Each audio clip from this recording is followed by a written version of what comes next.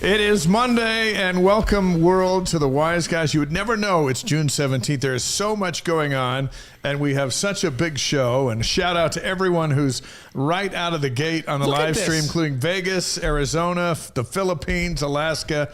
Everyone's eager for the Wise Guys on a Monday night. My favorite one already is from Ed Bunch, who says, "This 82-year-old heart awaits every Monday for your show. I love BYU."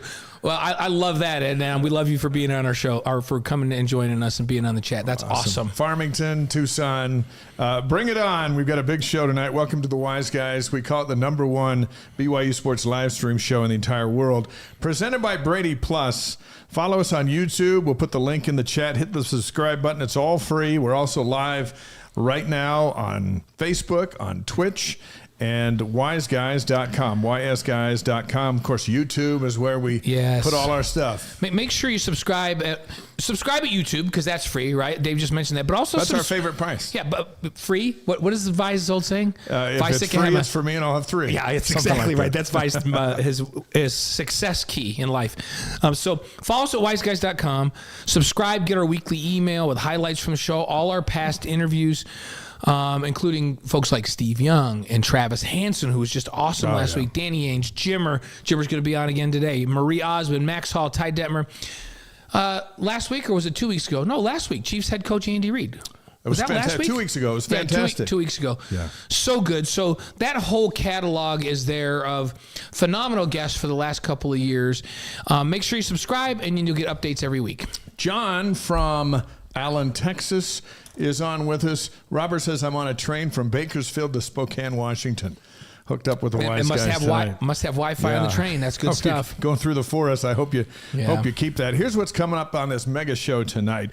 Kevin Young officially signs Russian phenom Egor Demin to play for the Cougars. 6'9" guard, already projected to be an NBA lottery pick next summer. He's expected to be in Provo Thursday. We'll get Jimmer Fredette's reaction to today's official news coming up in just a bit. And by virtue of having Travis Hansen on the show last week, we know that even though it's spelled E-G-O-R, we would all just call him Igor. Right. That it's Egor. So there you go. Egor Demin. So, hey, Jimmer's ready to take his shot at a gold medal in Paris. Who'd have thought that was going to happen? He lists his top 5 shooters in the world not named Jimmer Fredette. Yeah, I'm eager to hear that list. I wonder if, if there's any BYU guys on that list. I don't know. Other than Jimmer. We're going to find out. Tyler Hawes is going to be mad if he's not on the list, but we'll see. Roger's in with us from Colorado. Thanks for joining us tonight. Fraser Bullock is going to be here in just a couple of minutes. Utah's closing in on hosting another Winter Olympics. He's a big reason why. He'll shake his head maybe that he's not a big reason, but those of us who know he is a big reason. We'll ask the BYU alum why this Olympic movement has meant so much to him over all these years. That's coming up in just a few minutes. Yeah, I'm excited. I was just looking back at the last Olympics we hosted at some pictures, and I have my daughter, who's a mom of 4 now, holding a flag as the Olympic torch made its way down Highway 89 as a little girl, not even in elementary school, on the side of the road. Yeah, that's awesome. And I still remember that year vividly and all that led up to it. And so we got another chance here. So I'm really excited to talk to Fraser about, what is in the future. I was in Vegas for the Utah Olympics. It was the way that, and Fraser's a big part of this, the way they involved all of the school kids in the state was phenomenal. It brought the state together. It was pretty cool. Yeah. So we'll talk about that, and we'll talk about the future. And we've got BYU women's head basketball coach Amber Whiting that's going to join us here in studio. She's going to introduce her new team. And they've had their first day of summer workouts. So she's here, first day of summer workouts, Amber in the house, and she's going to take us through this team, who, by the way, had some great talent, a core talent coming back, and she has added some really good pieces to this to allow them to compete in the Big 12 this next season. We had Kemery on last week. Yeah, she was great. Mariah was on the week before. We're going to have more new faces on the team on the show because we love having them on the show. Singapore's in the house. Eric, good morning, by the way, over that way. Is it, Eric, what time is it over there? We know in Japan, because Corey Yoshimura, he joins us every week, and it's 10 a.m. there when we start the show here. So what time is it in Singapore, Eric? Let us know on the chat. Beaumont, Texas. Michael with us tonight. Thanks, Michael. Wise Guys, by the way, is presented by BradyPlus, serving companies and institutions nationwide, including resorts, restaurants, schools, universities, manufacturing and food processors, supermarkets, government and public buildings, and healthcare facilities. Everything they need comes from BradyPlus all over the country, and we're excited to have them as a title sponsor for Wise Guys. Yeah, and they've been, if you haven't seen Brady's name, you're not looking around, right? Because they're everywhere, but they're also everywhere BYU sports is, and they have been such a phenomenal supporter of the university and of the athletic programs at the university, so we're so glad to have them affiliated with our show. Before you do the golf promo, Michigan is in the house, hot and humid here in Michigan from Dylan, and Henry Marsh, who's been on the show, says work with Fraser on the 2002 Olympics. He is amazing. So Henry Marsh, yes, checking us out tonight. Awesome hey, Henry. stuff. We love it. We love when Henry's in the studio with us. Yeah. We also love it when he's just on the chat and contributing to what everybody is doing out here on the chat. Hey, we've got some fantastic news for you, and it's golf related. On the weekend just following the U.S. Open, Wise Guys has become the title sponsor for the Ephraim Hope Charity Golf Tournament on Tuesday, August 6th at Cedar Hills Golf Club here in Utah County. Ephraim Hope raises funds for the education of underprivileged children in Uganda and ensures that they have access to the resources and opportunities that they need to succeed. 100% of the money raised goes directly to tuition, books, uniforms for these school children, with no administrative fees or overhead taken from the funds. And so, yeah, Wise Guys is going to be involved with this great charity, the Ephraim Hope Charity Golf Tournament on August 6th. So, we're going to give them some info on how to, get your clubs, gather your friends up, join us for a day of fun and philanthropy. Dave and I are going to be out there. We're not going to play. You're not going to want our shots. We're going to make our way around and make sure we see everybody. Make sure you register now and be part of something truly special. We'll put the link in the chat is how we're going to do it here. Yeah. So we'll get the link in the chat and make sure you support this. Because it's a really good charity doing great work around the world, and all of the proceeds from this tournament, along with anything else you would donate, goes to help these kids. Flagstaff, Arizona in with us. Farmington, Utah, South Jordan. Good to have you guys with us. Let's run through some headlines as just before we bring on Fraser Bullock. BYU football, some key dates. Stadium of Fire is always a key date because it's in the stadium. Jonas Brothers coming up July 4th. Media Days for the Big 12 at Allegiant Stadium in Vegas, July 9th and 10th. And on the 21st, we put this in here because now Andy Reid's part of our show. Right, exactly, right? He's an alum of the show. Yeah. So the Chiefs NFL training camp starts July 21st. We'll follow the Chiefs. Oh, yeah. Because Andy's the only head coach in the National Football League that's actually come on the show. So yeah, for 40 minutes. Yeah. We could do this. A few others we could tap into. Hey, do you guys want me to reach out to Kellen Moore and see if he can come on the show? Because Kellen would come on, offensive coordinator for the Eagles. We'll get Kellen to come on, but I don't know. He's a Boise State guy, but he married a BYU He's married woman. And that qualifies. And guess what? Julie, so here's if you guys don't know the connection. Kellen Moore's wife, Julie, is the daughter of Rob Wilson, who played defensive back at BYU back in the late 70s and early 80s. So there you go. She's BYU through and through. And Kellen has joined the faith and is a member of the church and is the offensive coordinator for the Eagles and one of the top assistant coaches in football. He'll be a head coach at some point. So maybe I'll give Kellen a jingle and see if we can get Kellen on the show.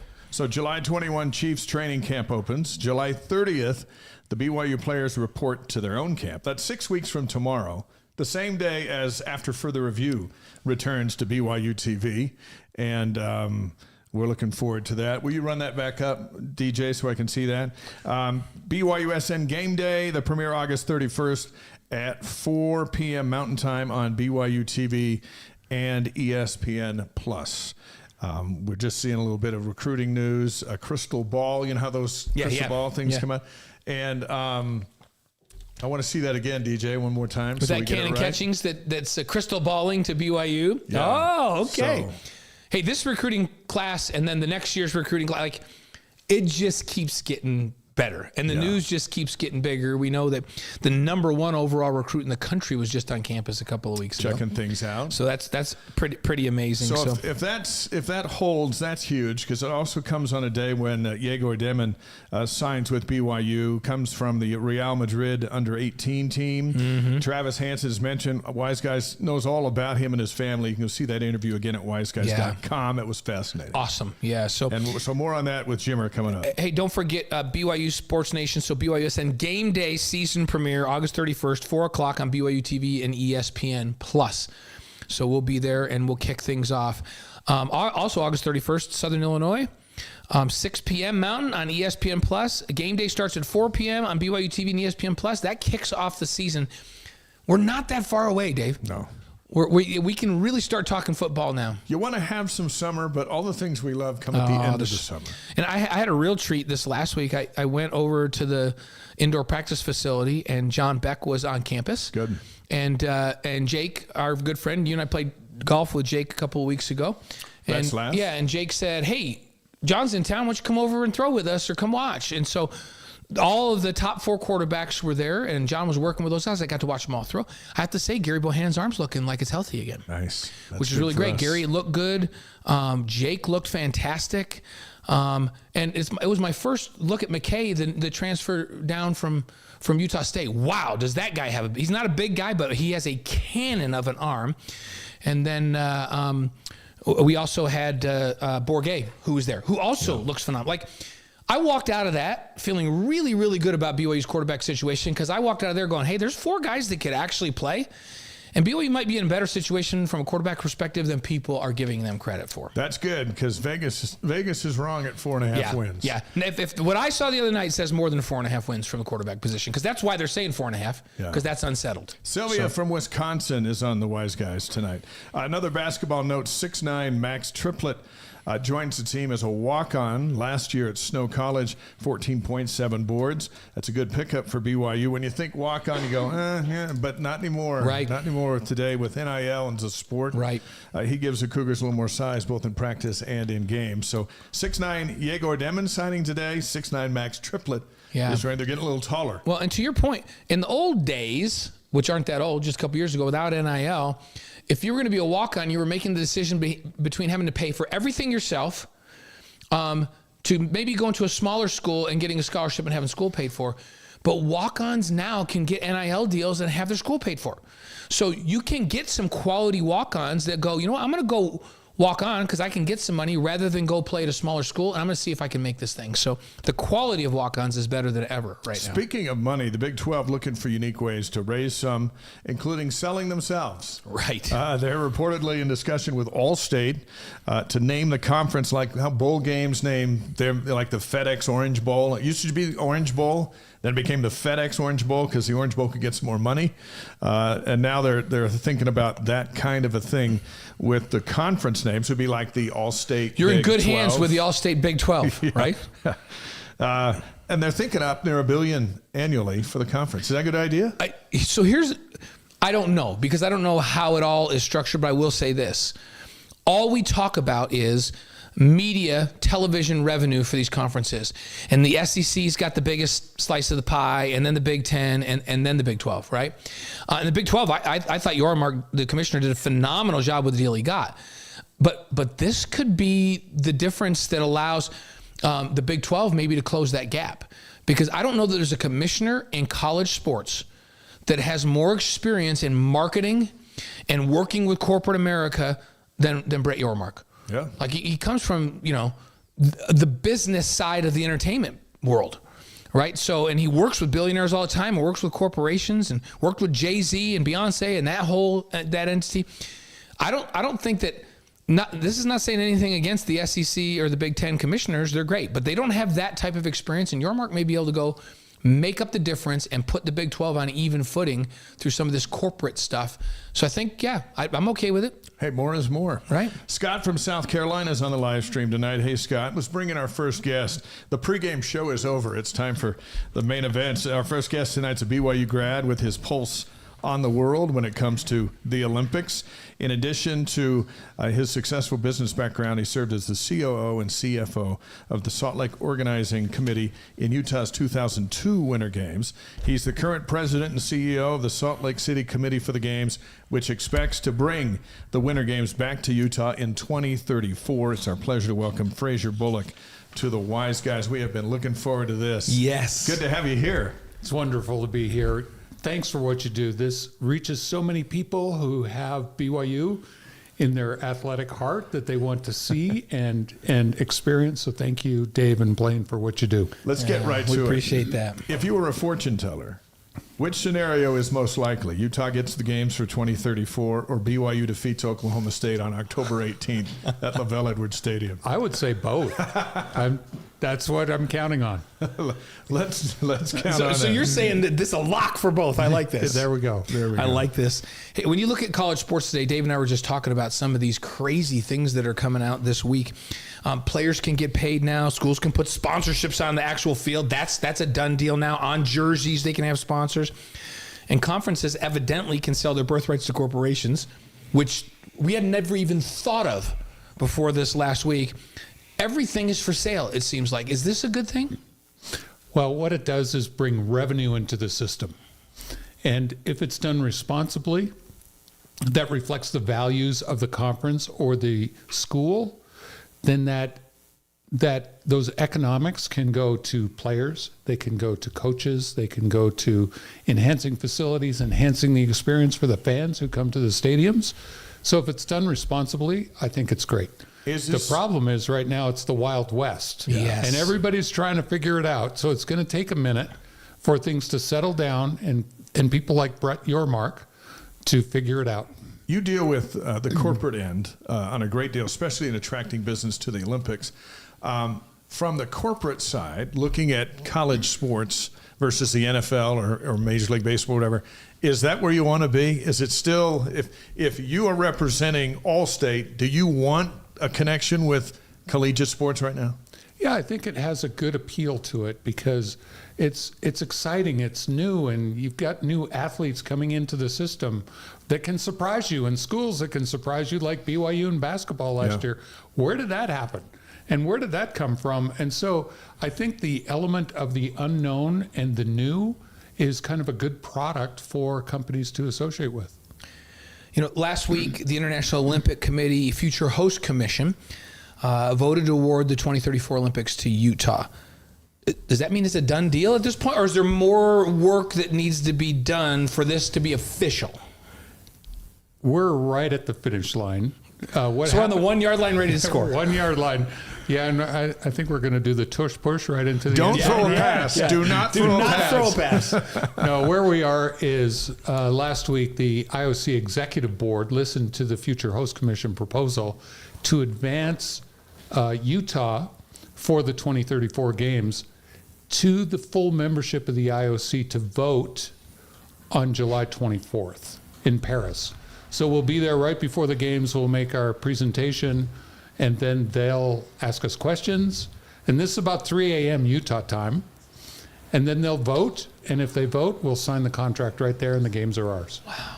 Who goes with you to this? We know it's you, and you're going to lead this thing up, but who else is part of that? Is there a huge committee, or is it you and just a few? Well, we have the governor and his family, Mayor Mendenhall, Jenny Wilson, and Speaker Schultz and President Adams, and so all the political leaders, but then we have many business leaders. We have a delegation of over 100 people. Okay. Wow. Because we want people to, this is a special moment. And we even have one special guest who's coming, who's going to be later on your show, who will be part of our delegation in Paris. Fantastic. That's awesome. Is it, just so I can draw a mental picture here, so we're at the 1 yard line. But there's really no defense, right? We're lining up to run a play from the 1 yard line, but no one's trying to stop us, right? There's no like, hey, France could come in with a linebacker and knock us 3 yards back. So, you've been working so hard on this. We're just right there. Yes, even though we're on the 1 yard line, there's no opposing team because that's good. You just can't fumble. We're the designated preferred host for 2034. We're the only ones. There's some work that's still going on in the background that we have to finalize before July 24th, But then the full membership, 110 people from around the world, will hear us and hear our story and hear how compelling Utah is to host the game. So we're excited to do that. Not that long ago, I heard some talk about not only the 2034 games, but there was some talk about maybe they'd pick a few sites that were set up to host Winter Olympics and make them permanent rotating sites. Is that still a possibility, or has that gone by the wayside? That's still a possibility. It's on hold right now because the IOC has enough candidates really through 2038 to host the games. But the challenge is which sites around the world have the infrastructure, because the IOC wants venues and are climate reliable. And by 2050, about 50% of the countries that have hosted the Winter Games in the past can no longer host them. Oh, wow. But we are climate reliable way past 2050, probably into 2080. So we are unique in that. So, Blaine, we could very well be a candidate that has multiple games in our future. Well, Pioneer Day. You were in Sochi, right? Yeah. That wasn't climate reliable. No, I was in shorts. I was doing my live shots in shorts. That wasn't climate reliable. They made all the snow. When Fraser was saying that, I just thought, yeah, Dave was in shorts over there in Sochi for a Winter Olympics, right? Yeah, and they spent $55 billion to do it. And I saw your budget is under 5, and it doesn't require any public money. And it'll be better. How are you pulling that off? How are you pulling that off when all these other countries can't even come close? Well, we've got great infrastructure, plus we have a different business model. A lot of them require government money, but we finance our games from the IOC contribution, from commercial sponsorships like Delta, and from tickets and hospitality. So in other countries, they have a debate, are we going to use public money to host games? Here we don't have that debate. And our budget overall, including the US OPC share, is about $4 billion. The games operation budget is $2.83 billion. Yeah. And we'll do just fine. Wow. That's just amazing. And efficiency. It's not about breaking even, because I saw your future plans. You want to make money on these games to then turn around and finance the Olympic programs that already exist in the state. Exactly. One of the things that we did after 2002, we left behind $76 million to support those venues that need help. And so for those specialized venues, a lot of them go into disrepair around the world. Ours are thriving because we left that money behind, but we need to re-up that because they're running out of money. But we want to put in a permanent endowment for sport so that if we want to do those games again in 2050 or beyond, they're there. The venues are there. We're plug and play. I love it. Fraser Bullock, the president and CEO of the Salt Lake City, Utah Committee for the Games, is on the Wise Guys tonight, presented by BradyPlus. Let's get personal here for a few minutes. How satisfying is this moment for you when you consider back in 2002, you and Mitt Romney and the guys inherited the bribery scandal aftermath and then literally saved the games. And then they were so successful. But this time you've been involved from day one, all on the up and up. There's no scandal that you have to do damage control from. And here you are to get the games again. What does that mean to you? It means a lot because actually right after our games, I came to the realization that there's huge value in the Olympic movement and Paralympic movement and what they can do for the world. And I'll tell you a quick anecdote in a moment. But I started then. So I've been at this for 22 years in terms of serving as a volunteer for the International Olympic Committee, the U.S. Olympic and Paralympic Committee, various other hosts for the games. I helped Sochi a little bit.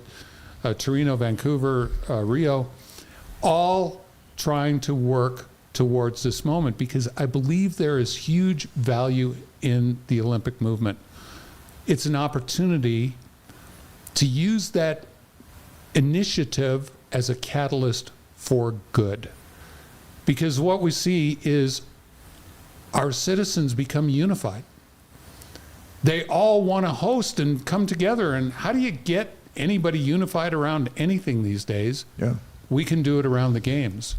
And one anecdote that I'll just share, I have so many, but one of the things I got to do, and you talked about the torch. So I had the opportunity just before Christmas in 2001 to run the torch relay.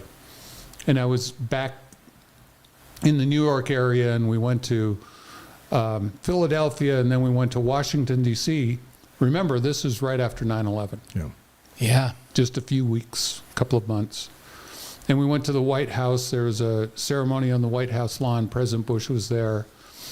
And Liz Howell comes in carrying the torch relay. Her husband was the Let's Roll guy. Mm-hmm. And then I was on a bus in Staten Island, and everybody on the bus was going to run the torch. There were about 12 of us. And we all went around and told our story. Why were we there? And we all go around, and here's our tie. The last person almost couldn't talk. He's a young man, about 35, and he says, well, I'm a firefighter. And I lost my entire crew. And everybody just lost it on the bus. And then we go, I run the torch relay, and then we get on a ferry that takes us past the Statue of Liberty, and it's at night. We have the torch, and we have 12 women on there, all lost their husbands on 9/11. And so the games became a unifying opportunity to bring the world together in a very unique setting. And the power of that, and I remember opening ceremonies, and in comes the flag from the Twin Towers. And what a moment that was for the entire world to heal. So there is good that comes from the games. It unifies the world. It can unify communities, all under the umbrella of sport and bringing the world together. That's why I love the games. That's why I've made this a life purpose for me. And that's why I'm so excited about 2034. What is it about sport, especially Olympics? Dave uses the term, we get a timeout when the Olympics come from all of this conflict around the world. And it seems like, I don't know, in my lifetime, I can't remember a time when there seems like there's more going on than there is right now. Yet sports brings everyone together, and especially Olympic Games. Why does it do that? What is it about sport, especially Olympic Games, that has everybody kind of put things aside and just, as Dave says, have a timeout for a few weeks? It's really, that's a beautiful description, because it is a timeout. Because what we do is we see these athletes from around the world. We can cheer on our own, and they're so inspirational in terms of the things they can accomplish. And I remember in Sochi watching Ted Ligety win his gold medal in the GS in horrible conditions, and he wins that, and I just said, oh my gosh, that inspires me to do better. And in our games, we had the theme, Light the Fire Within. Yeah. And so sport and human achievement can inspire us to do better. So it does all of that. But the other thing the games does, in our case, we'll have 100 countries. We'll all be together. And we'll see them on the streets every night when we're downtown. We'll have an Olympic Village with athletes from all over the world together, spending time together, getting to know each other. There's the unity opportunity that the games bring that's unlike anything else.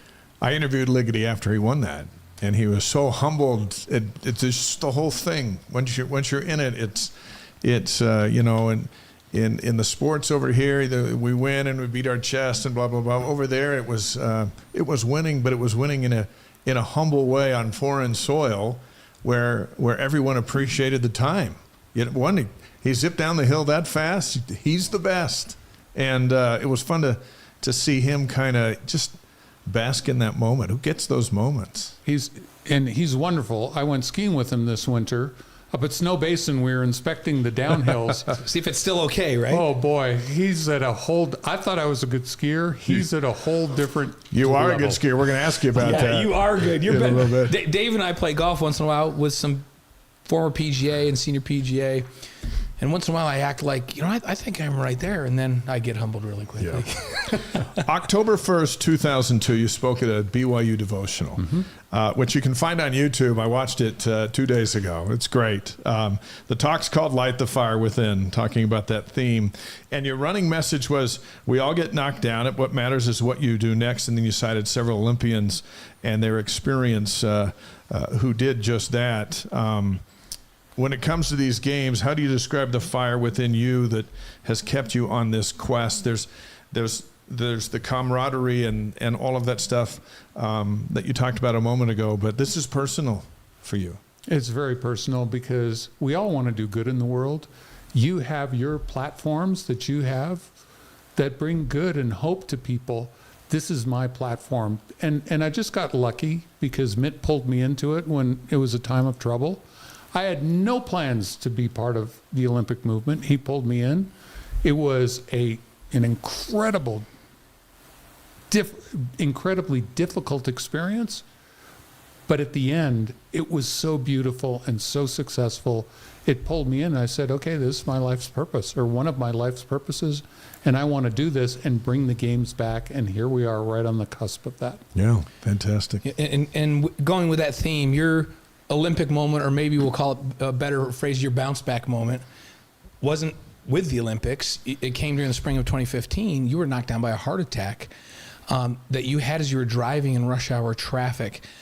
In what ways has that life-threatening challenge impacted the last 9 years of your life? Well, unbeknownst to me, I have a severe genetic blood disorder, and I was a ticking time bomb. So the bomb went off, and after I went through that experience, I found out I have heart failure permanently. Half my heart's dead. And I thought, what is my life going to be like? We all get knocked down. I'm not unique. We all have it. And so for me, I went into a pretty deep depression for a little while because I said, can I even ski again? What's life going to be like with half a heart? Of course, my financial colleague said, you have half a heart. No, that's a different thing.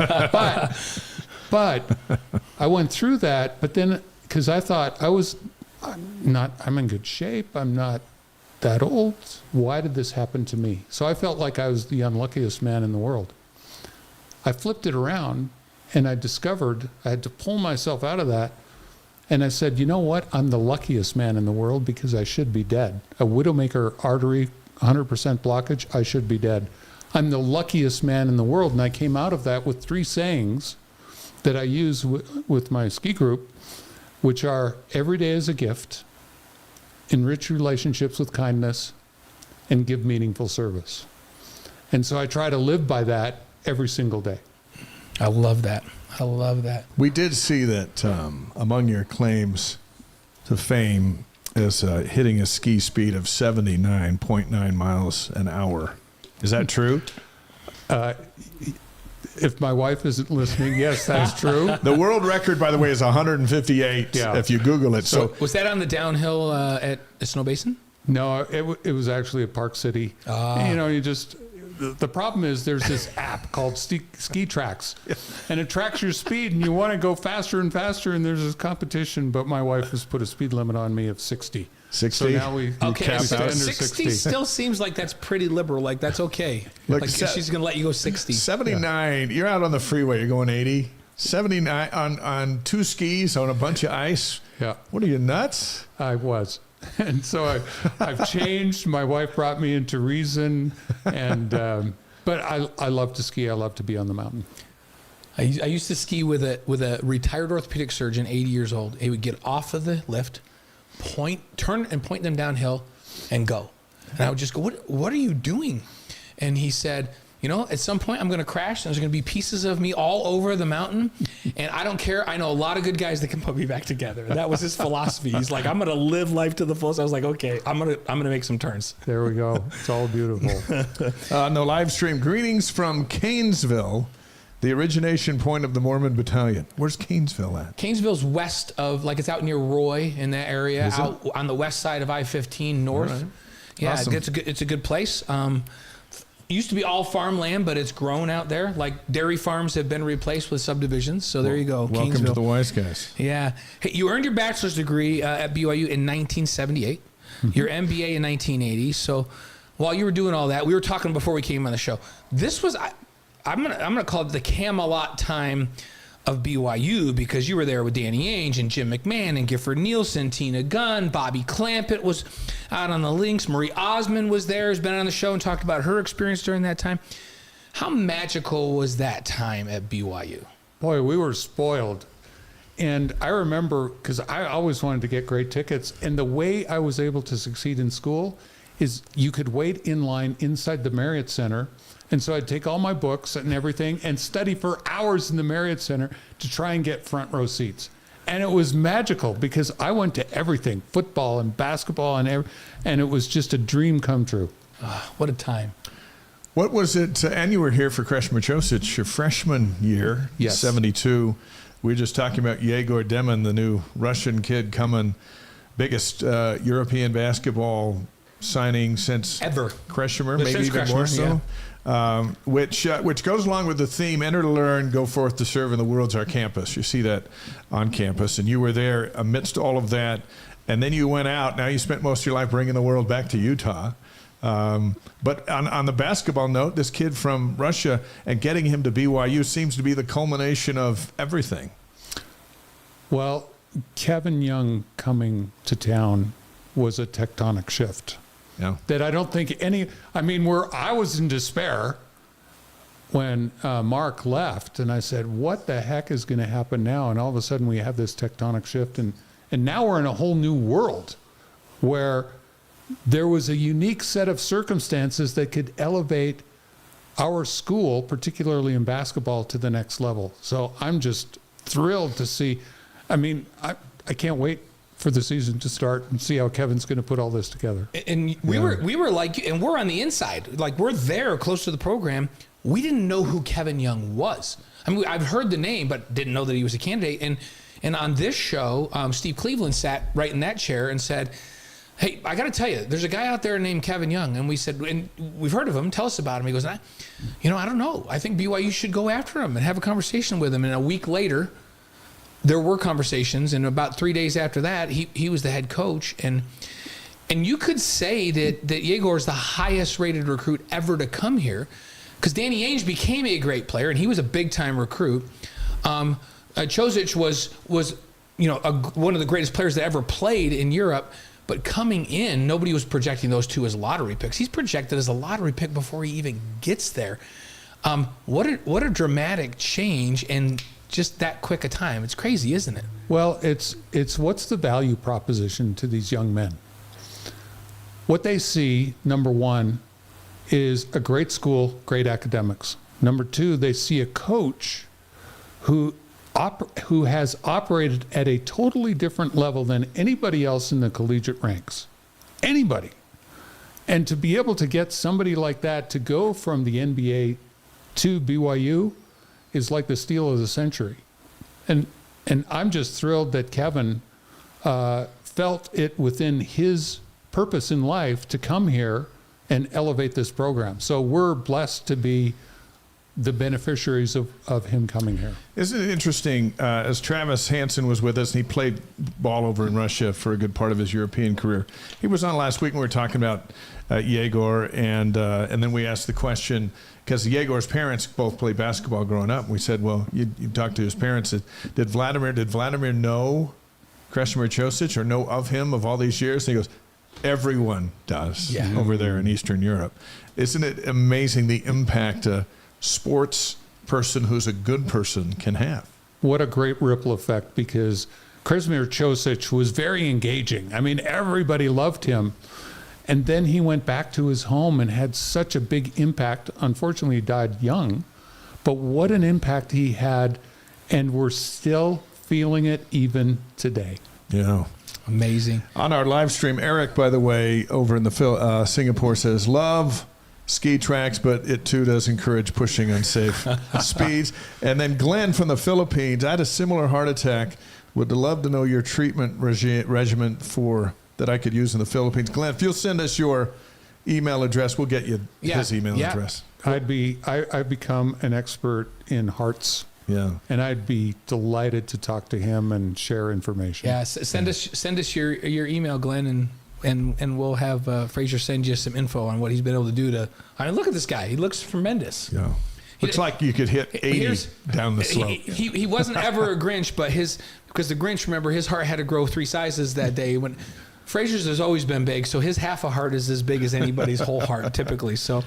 Thank you. You mentioned that we got Jimmer coming on later. We've mentioned that as well. Minutes, yeah. So he's actually coming up next on tonight's show. How cool is it to have Jimmer part of the Paris Olympics in this 3-on-3 competition? It's just, it's like this dream come true for me, because I was a huge Jimmer fan. Well, I think we all are. We all are, yeah. I still go back on YouTube and watch the highlights from the New Mexico game and from the San Diego State game, and just so I relish the type of game that he plays is so unique. And so to have him part of these Olympics is just fantastic. And so that is probably the number one thing I'm going to look at for these Olympic Games. That's fun. It's so Is fun. the world ready for Jimmermania? If he pulls off a gold medal, it's just going to get nuts. Oh yeah. They'll get reintroduced to a wonderful athlete and superb human being. Yeah. Which is, like you talked about with Chosich, everybody that Jimmer comes in contact with comes away better, because they have his influence. He's just a good person, and also one of the greatest shooters that's ever played the game, which is a great combination. Hey, Joyce is with us from South America, from Guyana. Palmyra, Guyana, South America. Am I saying that right? Yeah, it says Palmyra, Guyana, and that's just how you spell Palmyra back in upstate New York. This is the coolest show. I mean, anybody with Wi-Fi anywhere in the world can hop on and go, hey, we're here. We have people that join us from Colombia, from South, from Guyana, from the Philippines, from Japan. From Provo. All over. And from Provo, from right down the hill. So... All right, look, Jimmer's going to come on in a minute. You're going to stay and interview him with us. But let's do 5 questions with Fraser. All guests their first time on the show, and we hope we have you back multiple times. We do 5 questions where you just answer these right off the top of your head. So we're going to start with this. Your favorite sports movie? Chariots of Fire. Of course, right? The Olympics. Chariots of Fire. We haven't had a Chariots of Fire in 2 years. That's a great movie, and nobody's mentioned that one. There's a moment in there where Eric Riddle is being challenged by his country to run on Sunday. And it's just like, okay, the whole thing stops right there. And how is that going to be resolved? It's an amazing movie. Chariots of Fire. You know what? I need to go back and watch that again. I haven't watched that in years. That's a worthwhile go see again movie for sure. All right, number 2, your favorite singer or band? Well, one of the things that I listen to on the lake, because I like to water ski and everything, is Tears for Fears. Tears for Fears classic. Everybody. That's that's an awesome 80s band. Yeah, Tears for Fears. AC/DC for that guy. What's your favorite Tears for Fears song? Everybody Wants to Rule the World. Yeah. When it comes on the radio, you just have to leave it there. Welcome to you. Oh, yeah, it's great. That's good. Okay, your favorite breakfast cereal. It's probably the most important question. Oh, favorite breakfast cereal. My wife has a Kashi protein breakfast cereal. Okay. You lost me at Kashi. Yeah. It's a healthy brand. Yeah, the protein didn't help me come back. Because the other person we've had on this show that sat in that chair that also had some heart troubles is a guy everybody knows by the name of Danny Ainge. Yeah. And he told us he eats shredded wheat. Yeah, his wife moved him straight to shredded wheat. I'm like, shredded wheat? Like the kind without the sugar on it? And he said, yes. I was like, next time, just call me. I'll bring over a bale of hay. And so, Kashi, isn't that what George Costanza's dad was eating when he came over and stayed at his house? Wasn't that it? I will say this: the Kashi is good stuff. Yep, like it's good way brand. better than plain old shredded wheat. Brand. Okay, right. Let's move on to the next one. Okay, your favorite Olympic moment. This is gonna be hard. I know you've had many, but can you pick out one? Boy, I've got so many, but I'm going to give you something different. Okay. It's a favorite Paralympic moment. Great. This would be great. So the Team USA sled hockey team, because they go on sleds because they don't have legs, they were the worst in the world, virtually. And the only reason they qualified for the 2002 games is because we were the host country. And so you're automatically spotted a team. They were so bad. But then they rented a rink back where they lived. They couldn't afford the ice time, so they practiced at 2 o'clock in the morning. Oh, my goodness. So they come to Salt Lake City. They're working through their way through the tournament, and they go undefeated. And then they're in the gold medal game with Norway. They go to, it's a tie game. They go to overtime. Stays tied, overtime stays tied. They go into a shootout where each side gets 5 shots. And they won in the shootout 3-2. And the place went wild. It was packed at the E Center, or now the Maverick Center.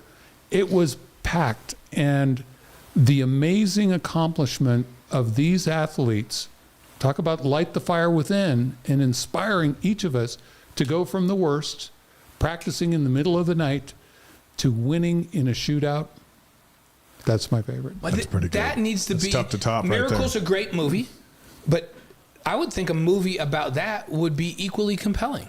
Yes. Somebody needs to make a movie about that. Yeah, it's a great That story. Miracle was a great movie. That- pep yeah, talk Miracle's a before great the movie. game. Yeah. That was, Yeah, it's pretty. Yeah, it's pretty amazing. There was a moment over in Sochi that I'll never forget. The U.S. had won the gold, silver, and bronze. I don't know what it was in, but I went over and actually was watching the medal ceremony when they raised the flags and played the national anthem. And typically they would raise the flag and play everybody's anthem who had won, but they just played the United States anthem once because all three flags went up. So I'm listening to the anthem. I'm standing amidst the neutral crowd, and up come these three American flags. And I'm sitting there going, hey, we're not the home team. This isn't Lavelle Edwards Stadium and the Jets are going to come over and we're going to feel so patriotic. But you felt it amongst people who could care less or were cheering for Belarus or whoever. But they all stood and watched and participated as the three American flags went up and on foreign soil. I just, I'd never even seen or felt that before. It was just interesting, so far away from home. Well, that's the heart of the games, is you celebrate the achievements of everybody. Mm-hmm. And so we'll have Medals Plaza here, and every night we'll have a celebration of the athletes from around the world and them winning their medals, and people from all over the world will cheer them because they appreciate what they've done and their accomplishments. That's the power of the games, to bring people together and celebrate human achievement. Yeah, I love it. It's the great timeout for the world. Yes. Every couple of years. Vi Sikamo's over there with us. He was working for a Philadelphia station, and I was working for KSL, and we hung out for 25 days or whatever it was. And he described it, too, as like a giant family home evening. You start with a prayer, you have an activity, you end with refreshments, there's a closing ceremony. He goes, Heavenly Father has to be a fan of the Olympics for everything you said, because it brings the world together and the world plays together for at least 20, 25 days. And of course, by the time we landed in New York, Russia had mounted up their troops to invade Ukraine, not 24 hours after the torch went out. But for that time stood still. Yes. And if I may give you an anecdote of something we're going to do for 2034, because we have 10 years, we've got different initiatives that we have, and I have one that I just want to talk about briefly. I asked, so Lindsey Vonn is on our board, 82 World Cup champion and an Olympic champion. I asked her, what's the one thing we could do to make the experience better for the athletes at our games? She said, take care of their families. So we have an Athletes Families Initiative, because many times when an athlete, Olympic trials are going on right now. If my kid gets in, where do I get tickets? Yeah. Where am I going to stay? How am I going to get transportation? We're going to have an Athletes Families Village where families from over 100 countries are going to come, and we're going to facilitate it so they can watch their child compete. And that's never been done. Never been done. And what better place to do it in the entire world than Utah, an Olympic first. Athletes Families Initiative. Watch for that. Love it. Great. Love it. Love it. All right, Jimmer's on the horn. Let's get question number 5. Then we'll this is actually more important than the cereal one. I was kidding about the cereal one. But favorite advice you've ever gotten from your wife, Jennifer? I would say it's not just advice, it's her example every day, is basically to love everyone around you and serve them, which she does every single day. She's always finding ways to serve other people. She's always kind to other people. When she comes in, her presence is just different. And so I try my best to follow her example. I'm at 30% of where she is, but it's an example I love to see every day. 30% with half a heart is still really good. It's You're really still giving a good. good Still effort good. there. It's still good. Fraser Bullock with us. By the way, our next guest will lead Team USA in the Olympic debut of 3x3 basketball. He's the #2 all-time leading scorer at BYU. Will occasionally moonlight with us on our BYU basketball coverage on BYU TV and ESPN+. Always a joy to welcome Jimmer Fredette to the Wise Guys from his home in Colorado. Jimmer, how are you? I'm great. How are you guys? We're We're good. doing good. We wish you were here with us. I heard you were coming, and now you're in Colorado. But we realize that your schedule's a little bit crazy. I know. I wish I could be there next time for sure. Okay. Yeah, we have some moving parts going on right now here in Colorado and getting ready for this 3x3 run. Hey, Fraser Bullock's going to stay on and help us interview you. And we understand, as Fraser mentioned a moment ago, you guys are going to team up over in Paris for this big announcement, right, Fraser? Yes, Jimmer, I understand, and I'm so excited you're going to join our official delegation on July 24th in Paris. Yes, I'm super excited. I just found out, and what an honor for me. I mean, someone to be able to be there and to be able to be a part of the delegation and hopefully receive some amazing news. We're just excited. I'm excited to be a part of it. So thank you very much. I know that I'm getting a nice new suit, and so I appreciate that as well. So hopefully I'll be looking good for the delegation out there. Yeah, well, it's the delegation uniform, so you get that. It's a Ralph Lauren uniform. And Jimmer, we know you've got so much going on with everything, and the fact that you're going to take time out to join this very important moment in the history of Utah and be there in person with the IOC and everybody else is just fantastic. So thank you.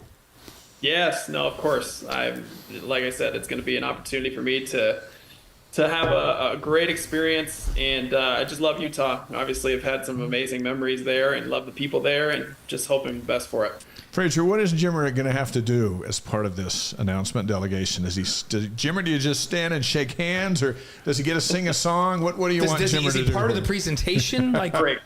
It's a great question. Well, actually, there's a presentation with our governor, the mayor, myself, and one other person, where we get to show the best of Utah and some videos and things like that. And we'll do a shout out to our great athletes. And glad Jimmer's there. But then we have a party that night, Jimmer, at USA House. So you're welcome. Oh, yeah. And President Bach will be there from the IOC and other people. So if you have time, it'd be great to have that celebration element, because everybody's going to want to meet Jimmer. No, for sure. I've heard the USA House is going to be amazing as well. I've been hearing some stories about it, what they're doing with it. So super excited about it. I'd love to be able to join everybody there, and I'm there literally to do whatever Fraser wants me to do. How about that? I am open There you to go. anything. I'm a show pony or whatever it is that night. Jimmer's always been known as being very coachable. So, hey, and Jimmer, we got to fill you in. We asked Fraser to handicap it for us, and here's the what he told us. We're on the 1 yard line going in to score, and there's no defense. There's not another team. So Yeah. we're going to celebrate something pretty amazing on that night. So pretty cool. That's awesome. Can't wait. Hey, before we let Fraser go, Jimmer, here's this guy that was a BYU student just like you, only a few years earlier, and has come through in the business world and the Olympic world, and has literally changed the world for so many people, especially for Utah and the Olympics. How valuable has a Fraser Bullock been as a BYU alum in this Olympic world? Oh, amazing. Just been an absolute legend in the space and what he does, with Sorensen, first of all in Utah, and to be able to have that, and then also be a part of the Olympic Committee, and to be able to bring the Olympics back to Utah, where it was such a well-run and such a great experience from the people that went to the Olympics. The first time my wife's family was actually able to go to the Salt Lake Olympics, and just had an unbelievable experience, and we're able to trade pins and just have some of the best memories that they've had, as a family doing that. So to be able to have that again is going to be something special. And obviously, Fraser's been a huge part of that.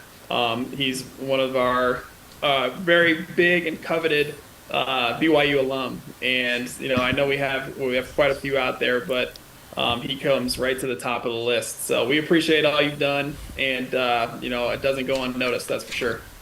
Thank you, Jimmer. You're way too kind, and thank you for joining us as part of the delegation, because I can just feel it with your aura and energy. We're a slam dunk to win it. Let's do it. That's what I'm hoping for. Hey, we will say, Jimmer, that you would beat Fraser in a 3-on-3 showdown, but on skis, I think he would get you.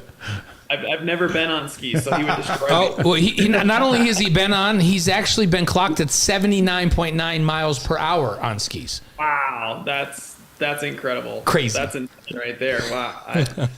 I wouldn't feel safe doing that. That's for sure.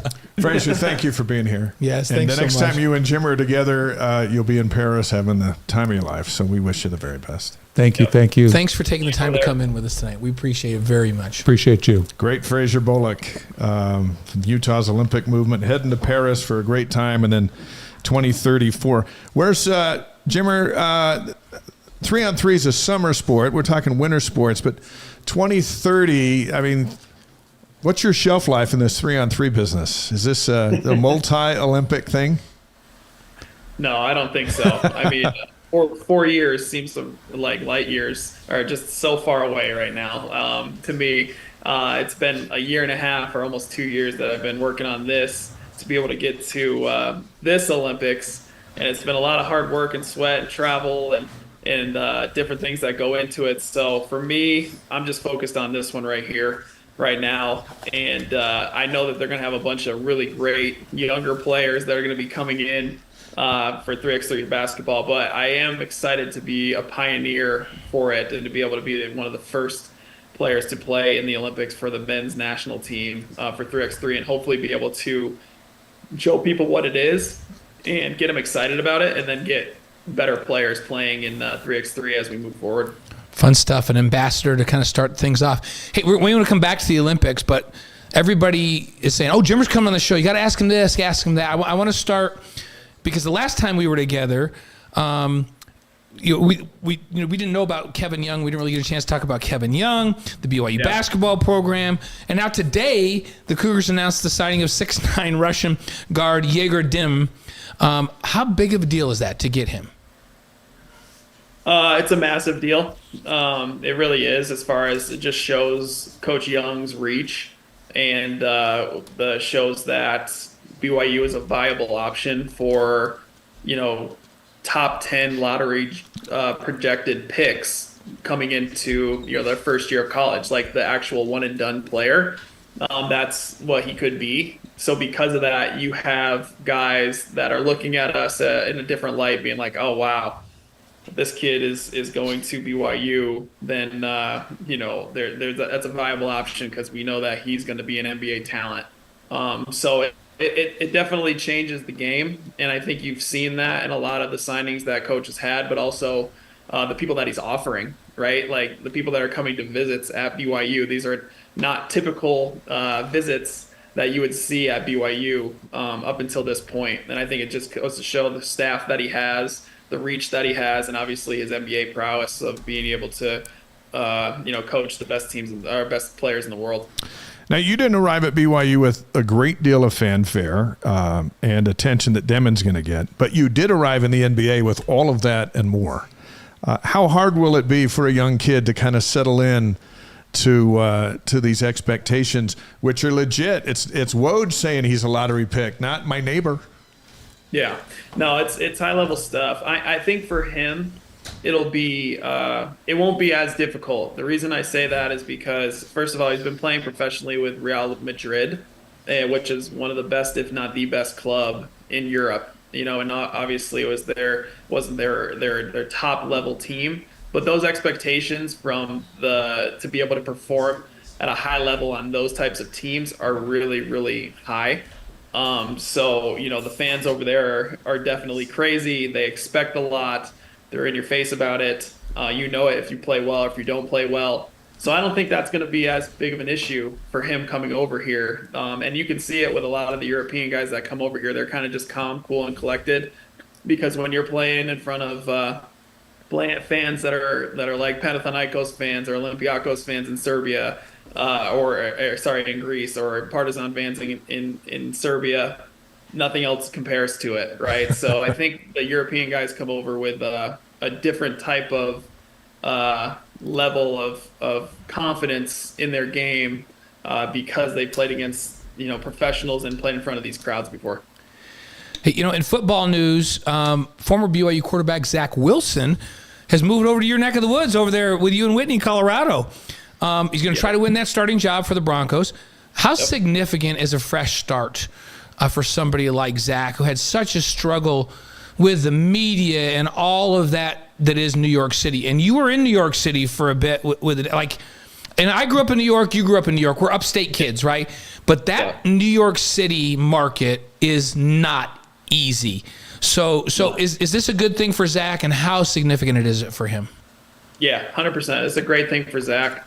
New York is no joke, right? Like, it's the hype and the highest of media that you're going to get in the USA, especially with football, being the most popular sport in the USA, and that being the biggest market in the USA.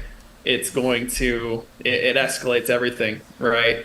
It's just the way that it works. And, for him to be able to get to Denver, smaller market, a team that doesn't have necessarily huge expectations for next year, for him to be able to have an opportunity to win the starting job with a coach like Sean Payton, who has been very, very good with quarterbacks, and quarterbacks of his size, right? With Drew Brees being the top of that. He understands what he needs to do to put his quarterback in the right position. So I think that's going to only be great for Zach. And I heard Sean the other day say that he's going to treat him like he's a rookie coming in, because he wants to retool and reposition what he needs to do in order to be successful on the field. And I think that's great perspective, to be able to have fresh start, completely new, understand what you've done, motivate you to get to that next level. And I'm sure he's ready to go. I'm sure he's excited. I need to reach out to him to get him over to the house for some dinner and just chat and get him relaxed and get him ready for this training camp. Yeah, you'd be good for him. He needs a home away from home. I think you guys could do that, Jimmer. That'd be awesome. And he needs to be able to go into the locker room and say, "I had dinner at the Fredettes." Yeah, last night. His street credit go way up. And it will really go up if he says, "Oh, I was just over Olympic gold medalist Jimmer Fredette's house." He needs to add that. You can really help. This is when he does that. That'd be nice. So, Jimmer Fredette's on the Wise Guys tonight, presented by BradyPlus, a provider of cleaning, food service, and packaging supplies throughout the United States. Let's get back to the Olympics. It starts July 26th in Paris. What's your schedule leading up to opening ceremonies, and are all the Fredettes going? All of my Fredettes are going, yes. Good. So Whitney and the kids are all going, and then Whitney's parents are both going, and that's going to be the extent of everyone that's going there. So my family is going to be back in New York watching. They're going to have some watch parties and stuff at Angelina's Pizza and just enjoy their time, right? So they don't have to worry about the crowds and the tickets and the craziness that's going to be over there. But my family's prepared and ready. They got an outfit for every day, all red, white, and blue USA stars, stars and stripes. They're prepared and ready to go. So they're excited about it. As far as the lead-up's concerned, we still have a few tournaments left. We're going to Quebec the following weekend, and then we're going to go to Edmonton after that. So fortunately, we're staying in this hemisphere, which is nice, because normally we are crossing oceans to get to these tournaments. But right. these next two tournaments are going to be here, in the northern hemisphere, be able to stay on the same time zone. Hopefully get some really good tournaments in. We finally got our fourth guy back. Kareem Maddox has been hurt for the last about month and a half. So we're going to be able to get him back into the fold, into the mix, with plenty of time to be able to be ready for the Olympics. Obviously, we've been playing with him for a year and a half now, so we know what's going on. But he'll be fresh and ready to go. And, we got some exciting stuff, and then we leave for Paris mid-July. Awesome. This team, you have played in a bunch of tournaments, and you've been together for a while, this group. So what have you seen and taken away from these tournaments that gives you this feeling that, hey, we could go in there and win the gold? Are you feeling that kind of confidence based on what you've done? Yeah, for sure. I mean, I think there's a few teams that feel that type of confidence going into Paris, because each of the teams that have been in it, probably 4 or 5 of them have won these major tournaments that we play in. A couple of them have won several. We've won several. So whenever you do that, you feel confident in your abilities to play against the best in the world and beat the best in the world and be able to withstand a tournament. And all that goes into that mentally and physically. The Olympics is going to be a different beast. Usually it's a 2-day tournament that we play in, with the pool play in one day and then the quarterfinals, semifinals, finals the next day. Whereas this is drawn out over 6 days, right? So you're going to play in one day, maybe one game in one day, which is atypical for 3x3 basketball. You usually play 2 or more. And then other days you're playing 2, but it's drawn out. So you have to be prepared. It's going to be a little bit more like a World Cup setting, which we experienced last year, which was great to be able to have that experience. But we feel really confident. It's a super variant game. That's the problem with 3x3. It's such a short, quick game, games to 21. You have to be fully prepared to withstand runs and just understand that sometimes it's going to happen, and just be prepared for anything when you get out there. Hey, back in Glens Falls, New York, where you spent all that time shooting and dreaming, did you ever think that one day you'd represent the United States in making baskets? Honestly, no. Yeah. That wasn't something that was on my radar growing up, right? It just wasn't.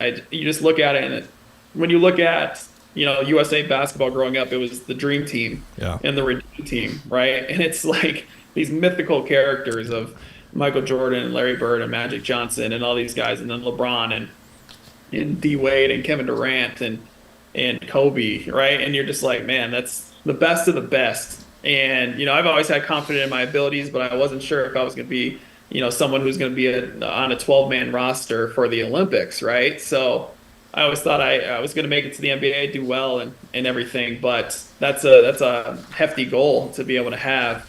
So it wasn't necessarily something on my radar, but when it came to my opportunity, almost 2 years ago now, I jumped at it because you're still playing basketball in the Olympics, right? And it's a super valuable option for people to be able to go out there and do it now. So that's why I say when, once we start playing and people see what the game is and see how cool it is and see how fast paced it is and see how much fun it is and how frustrating it can be too. There's a lot of competitiveness in it. People are going to love it, and I think they're going to gravitate towards it, and you're going to see a lot more guys being like, hey, I want to try this out. You spoke about when you kind of got brought into this. Fran Fraschilla was on BYU Sports Nation with Dave not that long ago. He said, hey, I went to Denver, and he said that he talked you into giving... Takes a lot of credit. Yeah, he says, I talked Jimmer into giving this 3x3 experience a try. He also said this is a quote, "You could not have a better representative of USA basketball and BYU than Jimmer Fredette. He has been everything we hoped for. When he is done with his career, among all the great things he has done, National Player of the Year, NBA lottery pick, he's going to be able to say he represented the United States in the Olympics." How about that? It's amazing. Obviously, Fran is my guy. Yeah. We've loved him for a long time. Yeah, we did have a nice little lunch. I remember going to a lunch with him here in Denver because he lives in Colorado Springs, so it's not super far, about an hour away. So he came out, we had lunch, we talked about it, talked about a plan. And for me, like I said, as soon as I heard Olympics, I was like, I'm definitely going to give this a shot at least and see if I like this 3x3 thing. So once I tried it, it just brought me back to my childhood when I played 3x3 growing up, right? I was playing in the Ron Ball Ruckus. I was playing in the Gus Mackers, the Hoop It Ups. We would go to Hartford, Connecticut. We'd go to Boston, Massachusetts. We'd go to New York City. We'd go to all these places to play. And we'd do really well, and we'd have a ton of fun doing it. So it brought me right back to that. So as soon as that happened, I was like, I want to try. So I tried a tournament, loved it. We won the AmeriCup, which was a big tournament for us. We got a gold medal there. I loved the guys that I played with, and they kept us from there. But yeah, Fran was definitely the guy that contacted me in the first place, and now he's been along for the ride ever since. And I was just over at his house with our teammates eating some dinner the other night in Colorado Springs. So he stays close. Yeah, that's awesome, and a great comment by a guy who has known basketball forever. Yeah. Fran Fraschilla. A couple more questions for Jimmer. Amber Whiting is in the house with us and will join us in a couple minutes. Nice. Opening ceremonies. Do you think that's when it's going to hit you when you march in with Team USA? What do you anticipate those feelings being? It's going to be crazy. Honestly, I don't know what to expect. I've played for the USA now a few different times in the Pan Am Games and the World Cup and the America Cup and a couple of different things. They've all been amazing just to put USA on your jersey and to represent the U.S. And we've won gold medal in 2, won a silver in the other, had the U.S. flag on us and had the national anthem played when we had the gold medal. So we've heard all those things, right? But nothing's going to come in comparison to when I start getting out there and walking in open ceremonies and then getting on the court that first game. And, it's starting to hit me because the schedule came out today. Yeah. And I saw the schedule and what the times that we're actually playing and the people that were actually playing, and it all became kind of real. So I had a little bit more of a pep in my step in my workout this morning, getting out there and playing and getting prepared because I know that it's close and I know that it's real, and it's incredible. Just I know it's going to be emotional, and I know it's probably going to be the most nervous I've ever been playing in a basketball game, that first game when we take the floor that first time, which I'm excited about. So that first game is pool play begins July 30th against Serbia. You mentioned the schedule's out, and then it runs through August 4th. The semifinals and finals are on August 5th. Who are the key contenders in this thing? You played a bunch of these teams, and what's the strategy? Like, how do you guys win this thing? Yeah, it's being consistent, making sure that we have a game plan for every game we go into, and then playing our game of basketball, our brand of basketball, letting people not take us out of our brand of the things that we do on the court. I think that's the biggest thing for us is making sure that we understand that we're, great basketball players and just as good or better than anybody else that steps on that floor. So make them adjust to us, right? We don't want to adjust to them. And we're starting off with a bang, obviously. They're putting the 2 best teams in the world, Serbia and the U.S., against each other right away in the world rankings. We're 1 and 2, so they're saying, "Hey, let's get this party started right away," which is fun for us. We're super excited about that. I'm sure Serbia is excited about it. It's a good way to just not ease into it. Like we're ready to go right away. So we're gonna have to be fully prepared. But it is nice that we do get 7 pool play games before we actually start. So we're excited for it. But for us, just be us, make sure that I'm going out there and playing my game, being aggressive. But I think as long as we stick to our game plan and play well defensively, if we can limit the other team's 2-point attempts, normally if we can do that, we generally can win because we generally will make more 2s than the other team. And that's kind of our game plan and our MO a lot of times is making sure that we limit those attempts. Well, Jimmer, just think back to the night you went into that arena in Tucson and destroyed Arizona on their home floor. You've gone into environments where you said, "Hey, that Enter McHale Center, right?" Yeah, Yes. yeah. You've been into some places where you've just dominated, and we're just excited to see that switch flipped and back into that competitive arena, which starts July 30th against Serbia. We did 5 questions with you before. You can find that at wiseguys.com. So in the same spirit of 5 questions, we've asked Jimmer to prepare a list of his best 5 shooters in the world, not named Jimmer. Because we would put Jimmer in the top 5 in the world. You've taken yourself out of that. But it's like you're other humble. than Jimmer, who are the top 5? Let's start 5 through 1. The best shooters in the world, according to Jimmer Fredette. Who do you got at 5? Okay, so I went back to I took this not as people right now. Right, I time. I want to make sure that I got everybody in there. So my number 5 actually is Mark Price. Oh, yeah, people, yes. That's a great one. Yeah. People forget about Mark Price. Yeah. He was an absolute shooter, 50, 40, 90 guy. He was incredible. Incredible shooter. One of the Cavaliers. Yeah. Back, old school Cavalier. That's old school stuff right there. Absolutely. Okay, number 4. Number 4, I'm going to go with Reggie Miller. Yeah, when Reggie Miller had it going, he was unstoppable, and he would talk about it too, which I liked. He would talk about it. The guy could just shoot, right? He could shoot from any angle, and that's one thing that's really difficult is like being able to shoot on the move like he used to be able to do from any angle at any time with the defense that was playing on him. he was an incredible shooter. Well, and he had to be a good shooter because, like, for most of his life, he grew up the second best player in his house because Cheryl was better than him until they got older. She was unbelievable. And he was on the Pacers. So we've got a Cavalier and we got a Pacer. I love this so far. Okay. 100%. Okay, number 3, we got the legend Larry Bird, of course. Yeah. Larry Legend. Can't leave him off of shooter's list.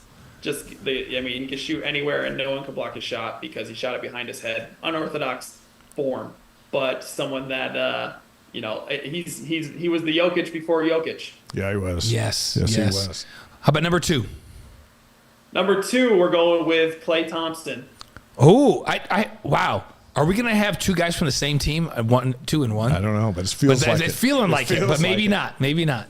Because Klay is phenomenal, right? He's phenomenal. Yes. So Klay was one of those guys, like, everyone was terrified of Klay when he got on the floor, right? Like, they are out there saying, you cannot let him shoot a shot because if he sees one go in, the next 7 could go in, right? And he was like that. He was feared on the floor with his shooting ability. So he's incredible. I feel like Klay doesn't get, and he gets credit, but I don't feel like he gets enough credit for how good and how integral a part he was of those championships alongside Steph. But like he is, so you've got him number 2 all time best shooters in basketball. I love that.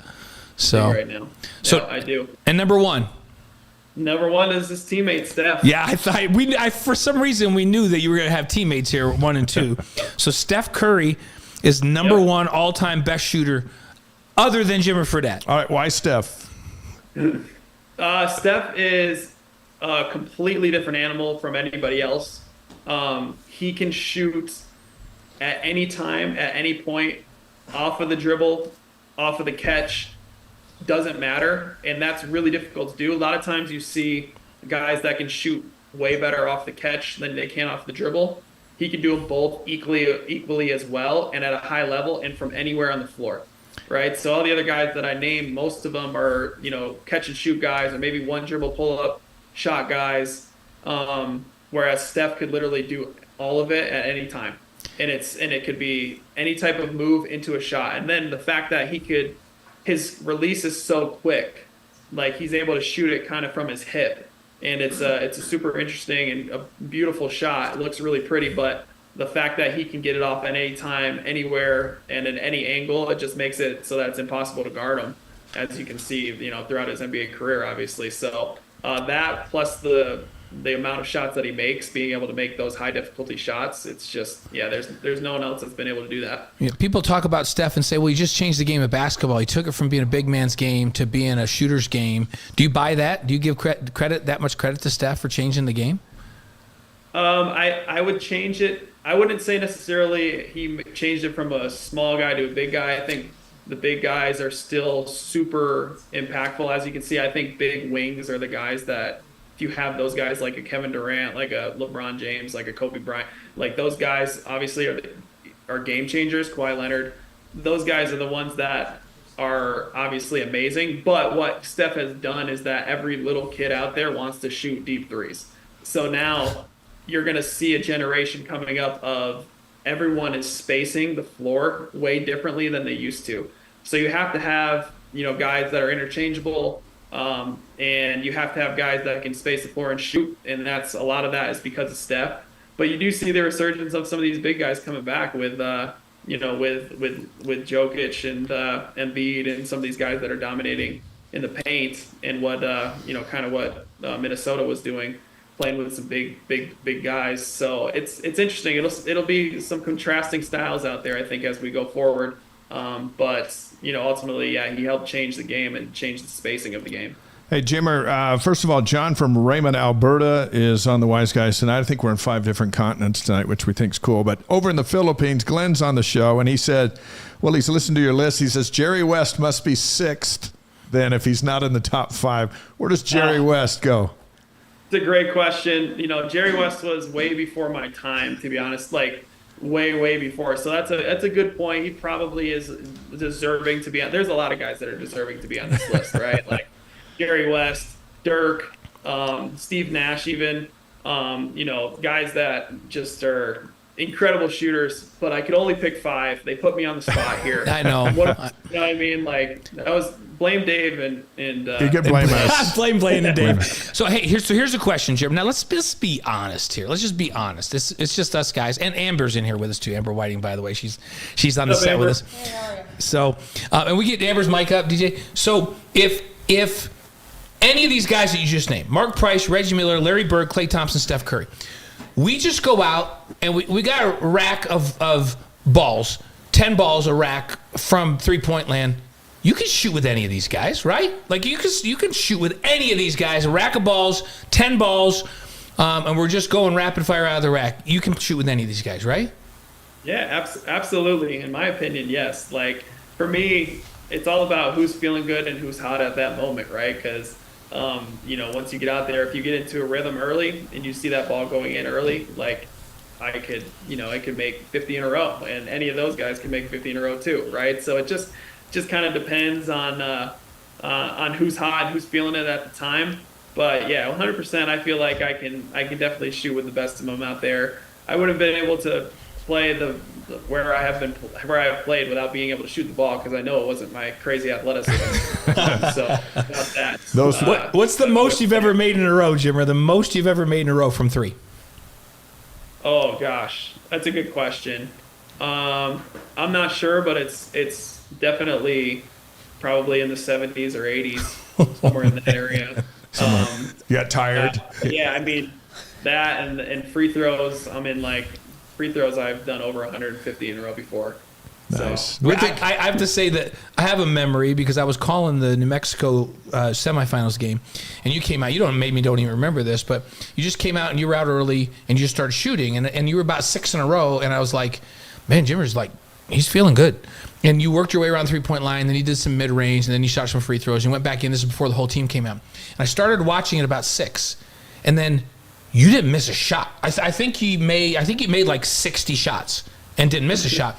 And I leaned over and I went, I think the Lobos are in trouble tonight because Jimmer didn't miss a shot in warm-ups just now in his own personal way. Do you remember that? Like, you were so hot that night. That rim had to feel like it was 6 feet around, and you did not miss in warm-ups.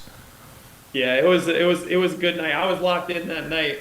That was the only team we didn't beat in conference. That was our 2 losses, and so I was a little upset about that, and I was going to be locked in for that one. So yeah, it was probably just like crazy major focus, right? Because normally in warm-ups I'm probably not shooting that well. I'm shooting okay, but like a normal. But I was probably super locked in on that one, like ready to go. That was the night that BYU took over the Thomas and Mack Center because the crowd was huge and it was just so fun. Electric. Hey, before we let you go, so Amber Whiting, the head basketball coach at BYU women, is with us. Amber, what advice do you have for Jimmer as he heads into this 3-on-3 showdown at the Olympics? I just want to know, when is walk-on Jimmer going to make another showing? Man, yeah, Timmy Schloss is getting ready.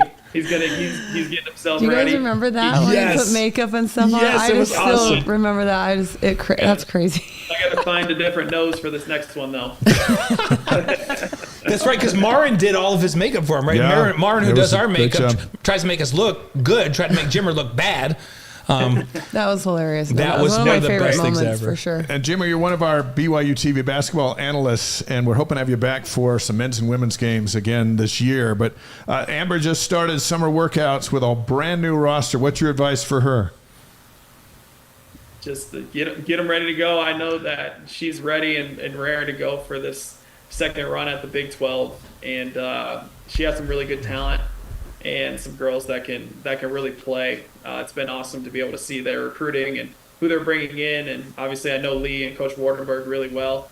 Played with Lee and Coach Wardenberg recruited me, so I'm keeping tabs on it. I'm super excited about it, and I think the biggest thing is just make sure they have fun and go out there and crush it. And I know that's what they're going to do. Thank you. You got anyone to green light like Jimmer had the green light? Anybody on your Anybody roster? just shoot it like that? Like I don't- Amari thinks she does. No, everyone has a green light, but if we can shoot it like Jimmer, we're gonna be okay.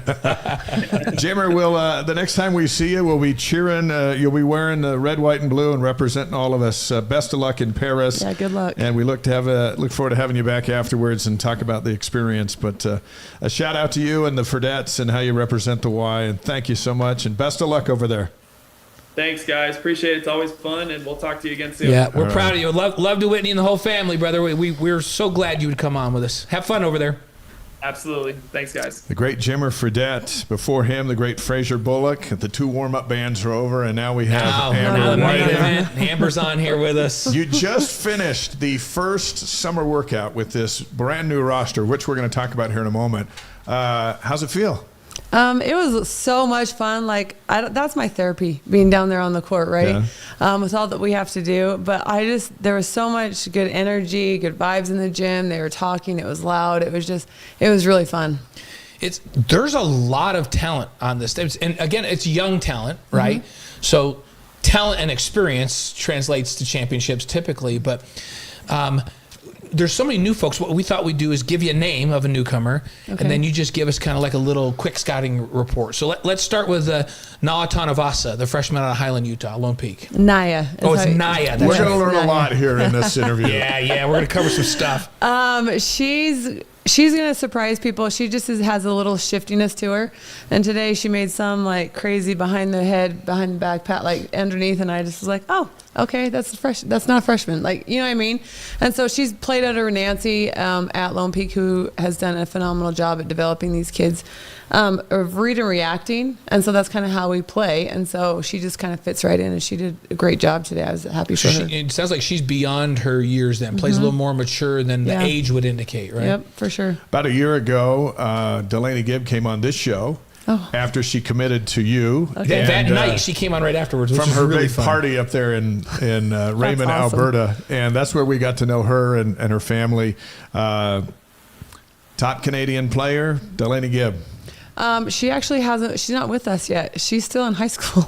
That's They crazy. I know they But graduate. you know all about her game, right? Yes. No, they graduate this week, and so she's going to be joining us 1st of July because they have some other stuff that she has to finish up with high school. But we're super excited to get her. She gives us another playmaker on the floor that can shoot, that can stretch, that can drive. She can do it all. And so she's going to. I think for her, she's going to step in and instantly impact us. Is she doing any more with the Canadian national team this summer, or is she here for good? She's going to be here for good when she gets here in July. Okay. So she's had some international experience, and how does that help? Does that make her really not like a real freshman? Yeah, I think she's going to, like I said, she's going to come and impact it immediately. I think the speed of the game is one of the biggest changes from high school to college, and playing FIBA and all that kind of stuff. She's good to go. Yeah, That's great. should Yeah, be fun. she's got a great personality. We've loved keeping track of her. What about Cambry Barber, the freshman from Rigby, Idaho? Cambry is like that motor kid. She just rebounds like crazy. Rebounds outside of her area. I mean, all the things. And so I'm looking for her to come in and just give us that Energizer Bunny type energy off the bench. And hopefully she can just she's going to be a real, I don't know how you say, a real big time mismatch, because at the 4 she's gonna be quicker than a 4, and at the 3 she's gonna be a lot bigger than a 3. So she can play either one. And What just can go she inside guard? out. Can she guard? She guard 2, 3, 4. Can she guard just 3, 4? I think she can guard 2, 3, 4. 2, 3, 4, Yep. which is great, right? Yeah, That's yeah. nice. And at that point, we're just gonna go 1 through 4. Yeah, nice. You can switch 1 through 4. Yeah. Mariah Hudgens is on the live stream. Says, "Yay, coach! no. I've been waiting for this one." She was on our show a few weeks ago, and then her whole family was on the live stream. They're talking about things they're doing that weekend. Yes, it was recipes. We had awesome. But we'll talk about her in a moment. Mariah. Kemry Martin was on the show last week. A transfer from Cal. We're bringing all. started We're at bringing Utah. all. I love it. No, we it's good love to get to know them. And they're so fun to get to know. Like Yeah. this team not only has talent, it's got personality, which is so fun. Yeah, I think at a point today, Lee was trying to talk to me, and it was so loud, and what was going on behind us, he's looked at me and was like, I can't focus right now. just because they're always, you know what I mean. But that's what I love. I mean, the energy's there. Yeah. What's Martin going to bring to this? Shooting experience. She can come off the pick on balls, and she has a really good mid-range game as well. So she's really shifty. She just plays her way, and that's what I love about her, and the experience. She's going to be that leader that just gives us experience. Now she'll be a senior, right? Uh-huh. So, and she's played a lot of basketball, right? So it's nice to have some experienced talent to go with this young group, right? Yep. We asked her a bunch of questions about her fiance to make sure this was all good on and the the up and up. So we got to know him. We too offered to last interview week. him, just on her behalf. But she decided she wasn't going to. She wasn't going to do that for some reason. But I don't know why. Look at us. We need to get him on. Yeah, I think we should get him on. Women's head basketball coach Amber Whiting on the Wise Guys tonight, presented by BradyPlus. Now Mariah Hudgens, junior out of Aurora, Colorado, coming from Santa Clara. She can shoot the crap out of the ball. That's one thing I do love about her.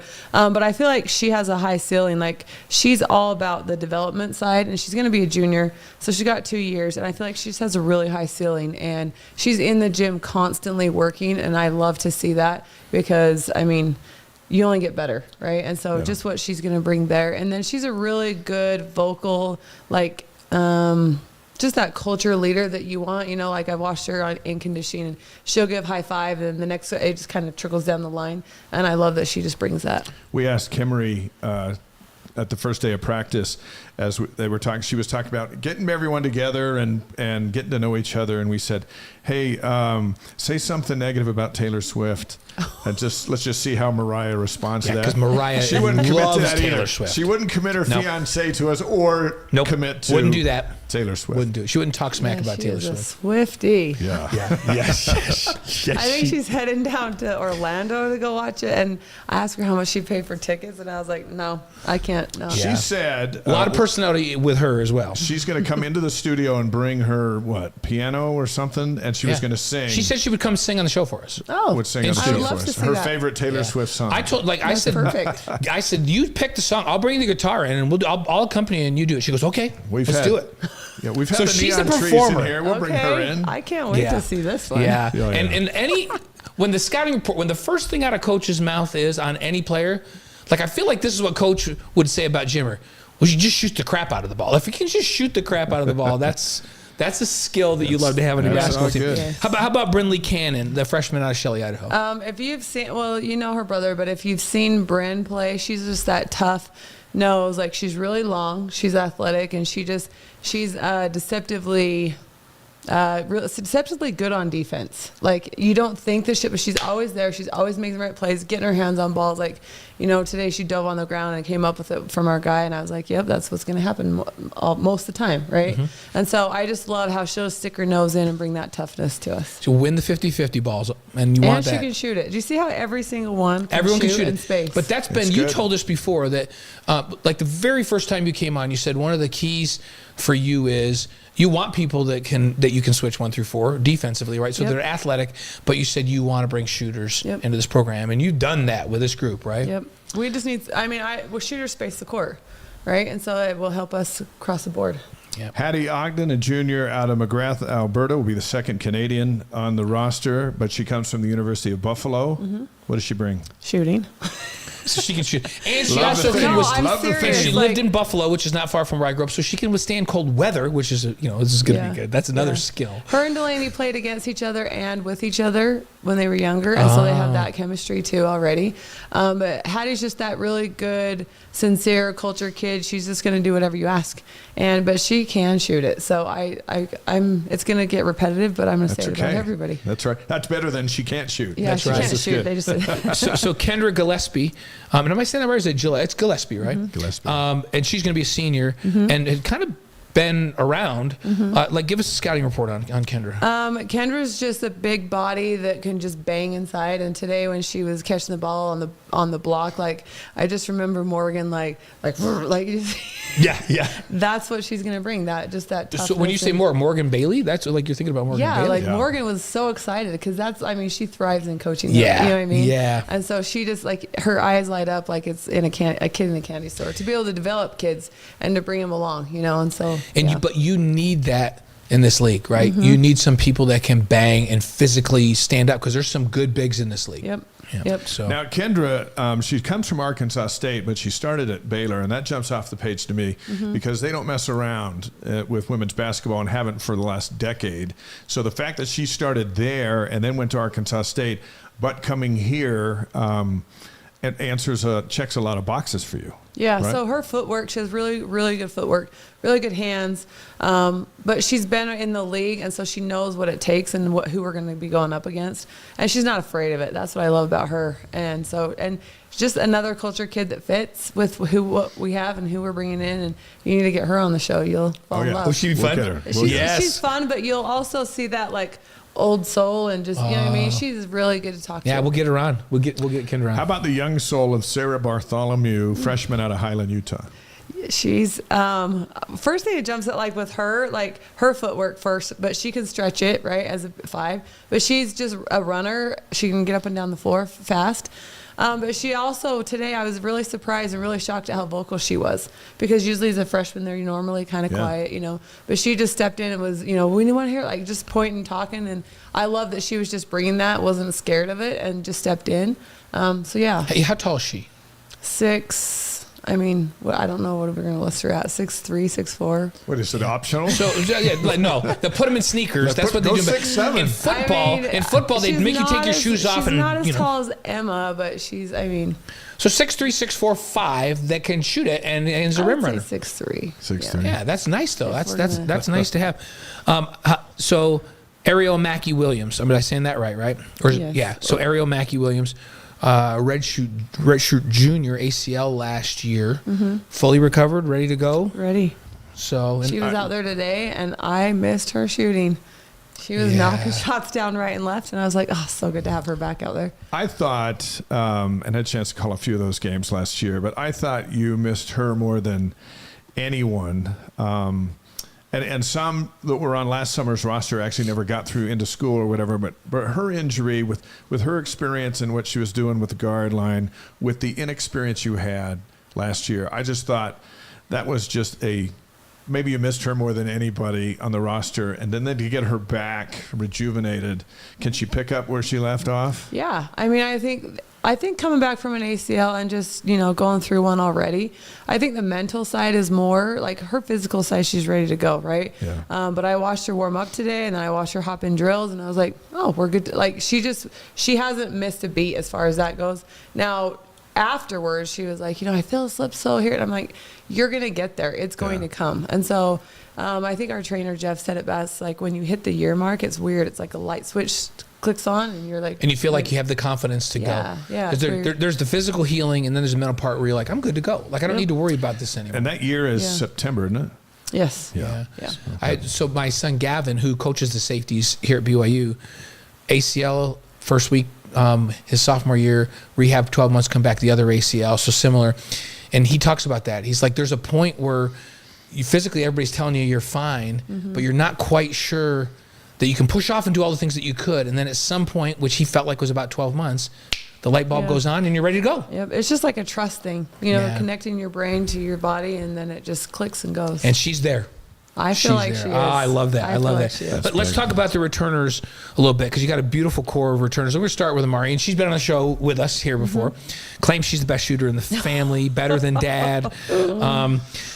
And she was a great freshman, but now she's got a year under her belt as a sophomore. What do you expect out of Amari, and what do you want her to do this year?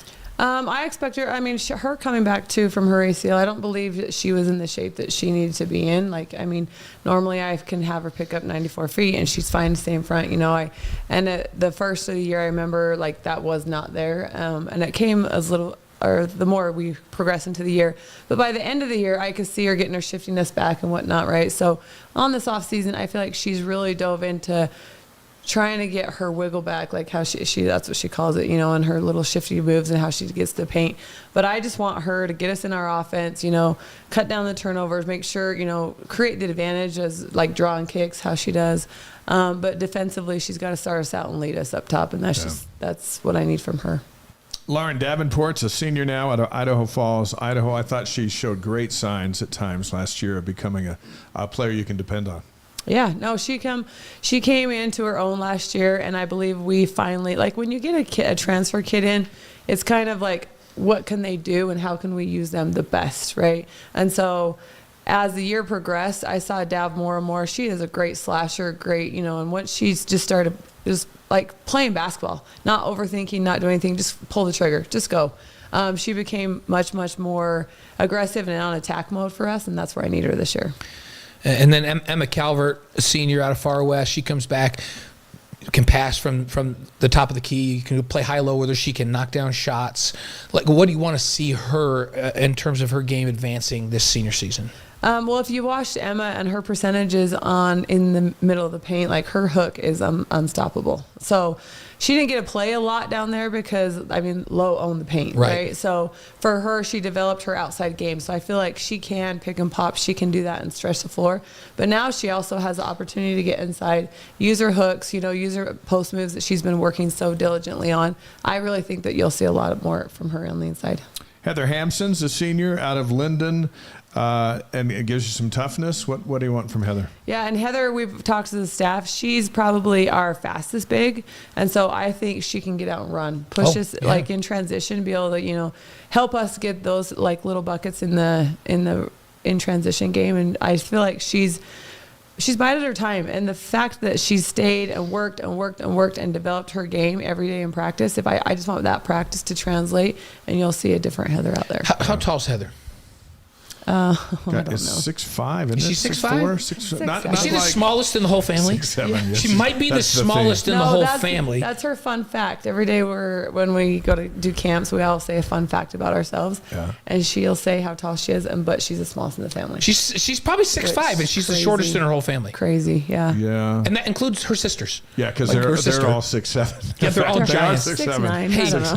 Hey, so Teresa and I were in school at the same time, and we were at something for BYU when our kids were all little. Mm-hmm. So their kids were all little, our kids. So these kids were all little. Mm-hmm. Heather was the youngest, and my kids got with their kids, and I looked at them and I just went, "What the heck is going on around here?" Like, their kids were 1.5 feet taller than my kids, and they were like 6 years old.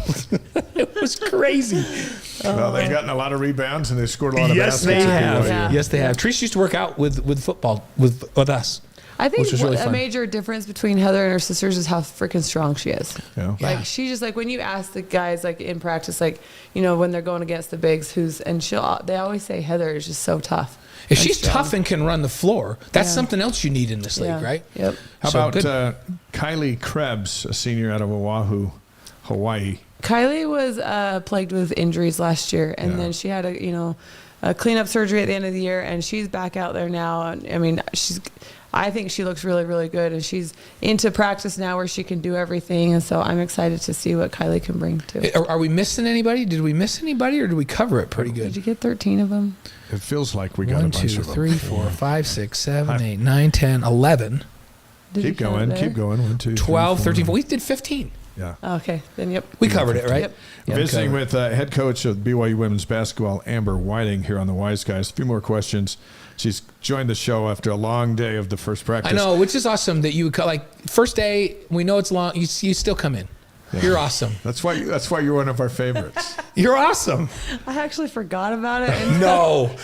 Who reminded you? Austin. I texted Austin this afternoon. I go, "Hey, we still good with Coach?" Yeah. And later in the day. No, he texted me this morning, and he always reminds me. And I had it in my calendar. And were you just like, "Oh crap, that's all I need to go talk to Blaine and Dave"? You just get so dialed into practice and what's going on. And then I was like, look, I saw you or somebody representing you liked one of our social media advertisements. I represent myself. And so then I saw that. That's good to know. She knows she's coming on. That's good to know. So look, as you leave here and you drive home and you've seen all these kids today, but you haven't seen Delaney wasn't here though. But besides Delaney, do you have a starting 5, starting 7? No. There's so many new kids. How can you even? When do you even think you'll do that? I told them this morning before we started, and probably not till the end of the summer, because we got to see who plays well together. It's up in the air, and that's why I said all starters, minutes, captains, shots, everything's up in the air. Got to go earn it. You wish you had a European trip or something with this group of youngins. Nice. It would be nice, but you only get to do that every 4 years, right? Yep. Is that yep. So? Talk to us about your takeaway from last year's debut season in the Big 12. You went out and addressed you had to address some things. You evaluated it. You and the staff evaluated it. You went out and recruited to compete better. So what are the takeaways? What do you guys have to do differently to be more competitive this year in the league? I think going in now, we understand who we're up against, and I mean, you say it's a gauntlet, you say it's going to be tough, but you don't actually realize it till you're in the mix. Yeah. And just managing bodies, and then we had a couple injuries last year that we didn't foresee and things happening within the team. So we obviously recruited, yes, better talent, but we also recruited so that we could be deeper, right? Because it's asking a lot of these kids to go play 38, 39 minutes every night out. It's almost impossible to be giving that nonstop. And so if we can use that depth, I feel like we can play how we want to play, faster, obviously, but also give more when you're out there and not be so I feel like towards the end we're managing bodies even in timeouts. You're almost like pacing yourselves, and you can't do that in this league, right? You want to be able to go full out, come down and rest. We got somebody to put in there that can also go full out. Yep. Well, I think it's an exciting roster. They all shoot. We've learned that tonight. Yes. They're not here. If they can't shoot it, they're not going to be here. There's so many new faces that I think it'll be fun for you and your staff to just do combination ideas between now and opening night of, well, we could do this, or Oklahoma State has this person, well, we can do this against them, and vice versa. And that makes it fun. But what's the plan moving forward from summer workouts to when you get the schedule to when things get serious in the fall? We're just trying to figure out who fits well together. I want every player to play to their strengths. That's honestly. So right now, pushing them outside their comfort zone. See what we can build, what we can develop from here till fall hits. Then take that break, whatever, before school starts. And then we should have a good grasp on who we have and what we're doing.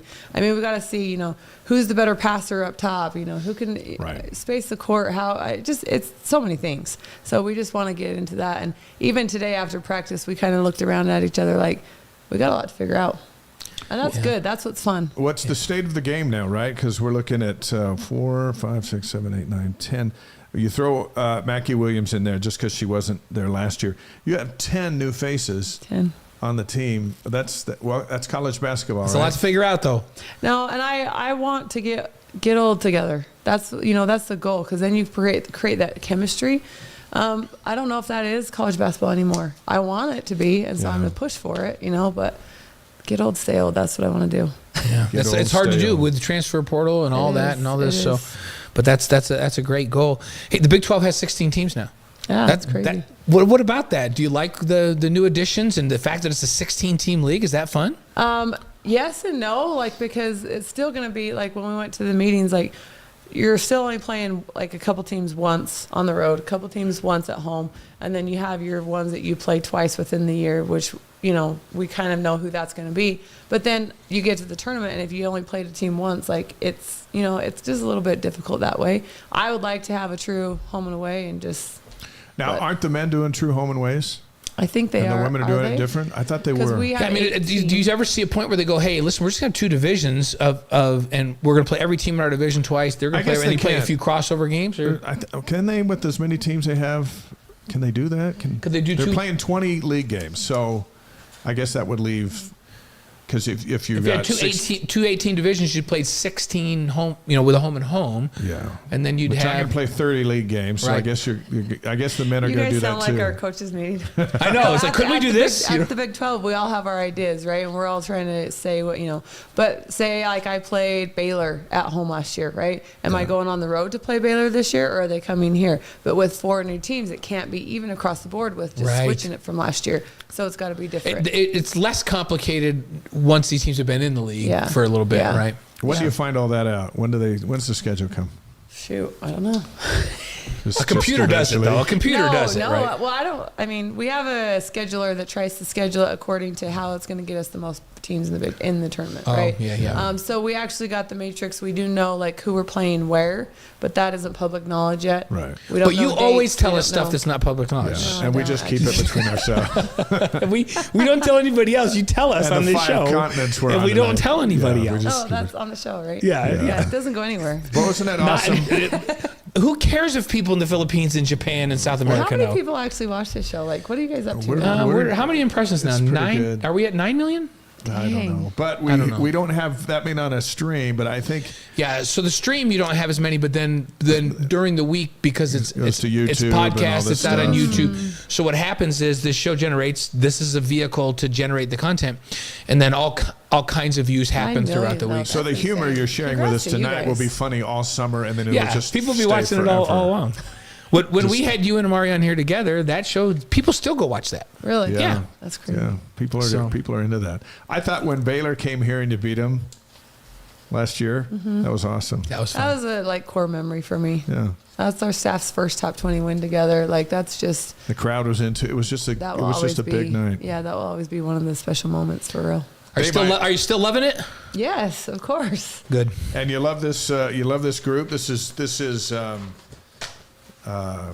year 2 in the Big 12, and it's almost like a whole different team. Yeah, and it's crazy because, you always think like the last group, like they had my heart, right? Like they play like, and then now this group coming in, like you just create the new connections and the new. And I saw Lauren, they posted some video today or something, and she was like, I feel left out, and like you still miss your, you know what I mean? Like, Yeah, so yeah. that's why we do this. That's part of coaching. And What's just your favorite part about coaching? the connections for sure. I mean, being able to have those lifelong connections with, players that you've had in the past, that's awesome. I also love when I watch my players, get through some really, really, really hard times and tough times, then it might click out in the court, or they might do something together. And that celebration in the locker room when they've went together to battle and, been through the grind, that's what's just being able to watch that. That's awesome too. Yep. Well, as we bring your whole team in here, we'll just ask him, hey, how's Coach doing? She's still loving it? How many more gray hairs do I have? Why is What is she Mariah? saying now? What is she saying? Let's I don't just even call know her what Mariah- Daphne because that's her new nickname, huh? Is Daphne Mariah's new nickname? How'd that happen? What is that for?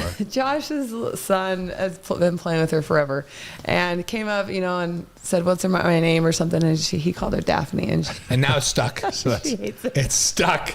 Okay, All we Daphne, we can't wait to get you back on the show. We just need a few live broadcasts of ball games, and we'll have that thing in cement. Oh, I have a lot of we inside can tips help for with you. that with what we do, and from this point forward, we'll be able to sell Daphne as her.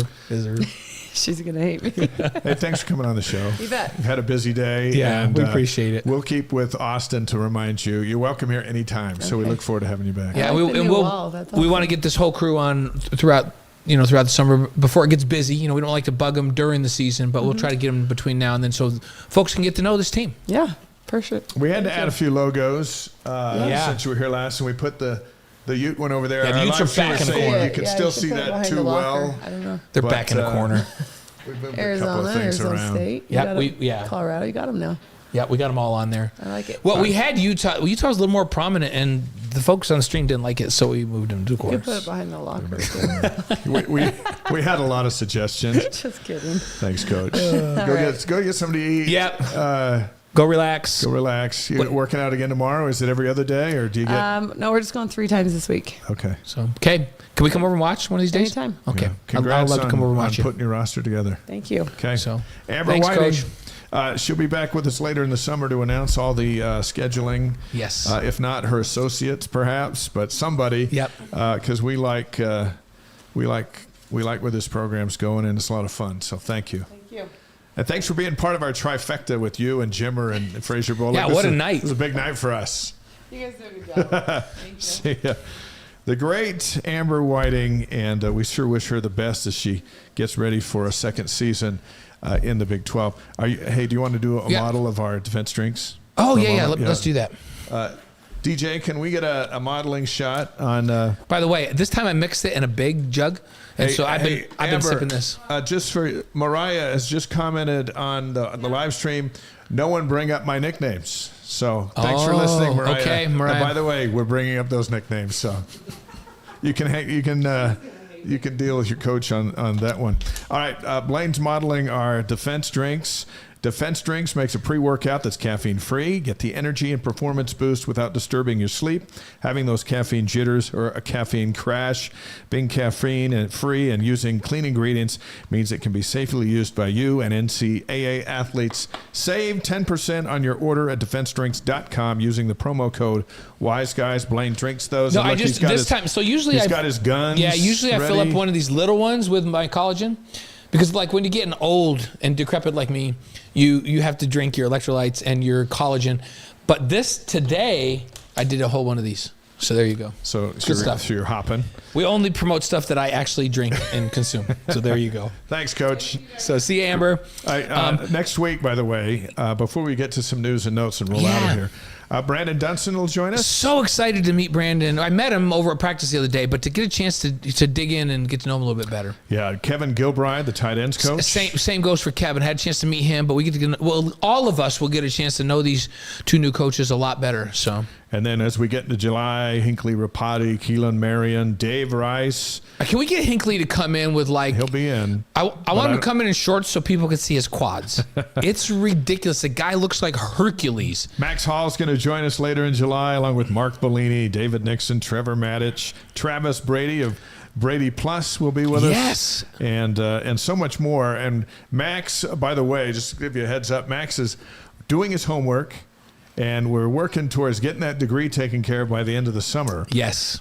So we'll follow up with him in July when he comes on. But I texted him the other day going, hey, how's it going? He goes, I'm working on it right now. I love it. I love it. Good for you. And so the great Max Hall and a lot more coming up. The Wise Guys presented by BradyPlus. All right, let's do some news and notes from campus. And we're cruising. And we're going to get out of here right on time. Our Cougar Board question of the week is coming up here in a moment as well. Yep. Let's start with some volleyball news. Yeah, let's start with women's volleyball. Claire Little has been named to the USA Volleyball Collegiate National Team. Outside hitter joins 18 others who will train alongside the U.S. national team in Anaheim, California. That'll be June 30th through July 6th. What a great opportunity. Former BYU men's volleyball coach Chris McGowan is the head coach of the collegiate team.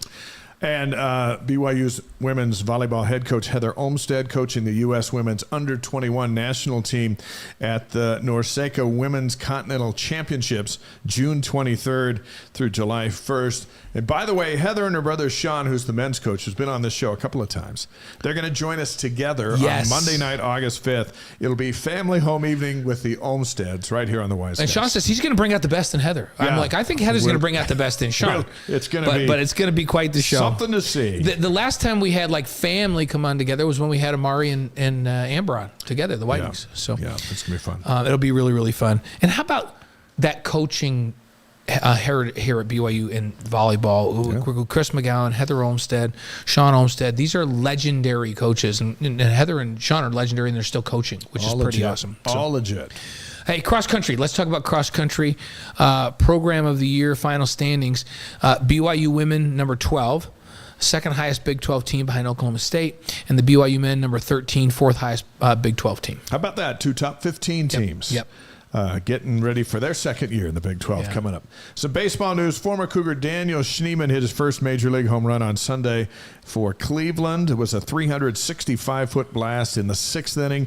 One of many to come for Schneemann. BYU stats man, by the way, tweeted that that was the first big league home run by a former Cougar since Jacob Hanneman hit one out on September 30th, 2017. Can you ever get used to saying the Cleveland Guardians? No. I just call them Cleveland because I can't go with the Guardians. Yeah. There's the Guardians of the Galaxy already. Yeah, and then all of a sudden they go, we're the Guardians. Yeah. All right. On this day, June 17th, some very interesting things happened. Here we go. Let's start with 1631. The Taj Mahal was completed. That's been around. On this day. It's been around. It's been around. So that's in India. What is it? It's up near, I don't know where it is. My son Landon served his mission in India. We were going to go see it, but it's over there. Yeah, we got to go see that. 1837, on this day, Goodyear obtained its first rubber patent. Rubber changed the world we live in. Yes, yeah. Think about your tires. Yeah, wooden tires just were not cutting it. Like No. Rubber tires are so much splinters, all that stuff. 1885. The ship carrying the Statue of Liberty arrived in New York City and New York Harbor from France How on about this that? day in 1885. Wouldn't that be cool to kind of see that floating in? So cool. 1962, on this day, Jack Nicklaus wins his first major championship, defeating Arnold Palmer by 3 strokes in an 18-hole playoff to claim the U.S. Open. Yeah, they used to have 18-hole playoff for the U.S. Open. Yeah. And that was the first of, we talk about Tiger, but Jack's still the greatest of all time, right? He still has the most majors. Greatest of all time. So, 1992, let's skip 30 years. 76ers traded Charles Barkley to the Suns, where he became the teammate of Danny Ainge. The round mound of rebound. And then Ainge was on our show and Yes. had a lot of fun stories Oh, about he has him some. and Charles. He has some Chuck stories. So. On this day in 1994, O.J. Simpson's infamous white Bronco police chase went an hour and a half before he eventually surrenders to face murder charges in the deaths of his ex-wife and her boyfriend, of which he was acquitted of. But they broke into programming of the NBA Finals. You remember that? In the lower box is this slow police chase through Los Angeles in the white I remember Bronco. like it was yesterday, just watching that, going, "What is going on What right a now?" surreal time that was. So, how about in 2003 on this day, June 17th, the book Moneyball is published about the 2003 A's, which was later turned into one of my favorite movies with Great Brad movie. Pitt. It's Great such a movie. good movie. So the book came out today, all those years ago. 2003. And then the movie Yeah. following suit. On this day in 2024, it's National Mascot Day. We salute Cosmo. Yeah. One of the greatest mascots and team of mascots in all of college Today. sports. It's today. If he's not out dancing with the Cougar Rats or doing the push-ups up like 10 tables or jumping through fire or surfing down it's a wonder we haven't lost Cosmo, let's be honest. Yeah. And he'll be back with new antics, but they do a great job with that program. On National Mascot Day, we salute the great Cosmo. So we can do birthdays. June 17 birthdays. 1943, Barry Manilow. Barry Manilow, I've seen him in concert several times. He is one of the great entertainers in the world. He is a tremendous entertainer and a great songwriter. Our footer question is, what's your favorite Barry Manilow song? I think mine is, I write the songs. I write the That's a songs good that one. make the whole world sing. Mandy's good. Yeah. Old Weekend old New England. times. Last night I waved goodbye. Now it's been years. He's got some famous jingles. So many good ones. Yeah. Because he was really a jingle writer, and then he just launched in Like a Good Neighbor, State Farm is Yeah, There. can you he believe wrote that? I'm stuck on Band-Aids. And Band-Aids stuck on me. Stuck on me. That was one of his. And then years ago, McDonald's rolled out this big campaign, You Deserve a Break Today at McDonald's. Yes. And he wrote that. Yeah, great jingle writer that turned into it's hard. Like I said, I write the songs, but like I can think of 8 or 9 Barry Manilow songs that were epic. Like just right off the top of my head, phenomenal songwriter. So another birthday, 1980, Venus Williams, tennis star. 1980 on this day, June 17th. Our Wise Guy's inspirational quote of the week is from Barry Manilow, and when I saw this, it just made me laugh. He said, quote, Yeah. for a Jewish guy, I've recorded a lot of Christmas albums. I love that. So the interpretation of that is, if you got talent, anything's possible. yeah. The great Barry Manilow. All right, our Cougar Board question of the week. We've made you wait this long, That's right. and we're going to give it to you right now. If you're not familiar with Cougar Board, it's the largest online community of BYU fans with thousands of posts daily. And this question comes from Coug Fan Blue, one of their insider subscribers. What current and former BYU athletes are you most excited to watch perform in the Olympic trials and in Paris? There are 21 Cougars, Right. former and current, competing over these next 2 weeks. Yeah. Jimmer's already in. Jimmer's in. And Jimmer's our favorite. And, the one that I'm most excited, and he's already in as well, is Connor Mance Yeah. in the marathon. And they got Clayton Young, too, and they qualified together. It's a 3-man team or a 4-man team and 2 BYU guys. How amazing is that? Yeah, I'm curious to see who can make it. It's so hard to make it. I know. But they're in it and with a chance. And I just go back to what Jimmer was saying. And you can watch this interview again tonight at wiseguys.com. But Jimmer was just talking about the feelings he anticipates feeling walking through there in opening ceremonies with Team USA on his chest. And I hope that all the former Cougars qualify and get that experience. And the grind is here for them to do that. But Jimmer already knows, come showtime in Paris, he's going to be out there with the best of the best. Yep, so fun.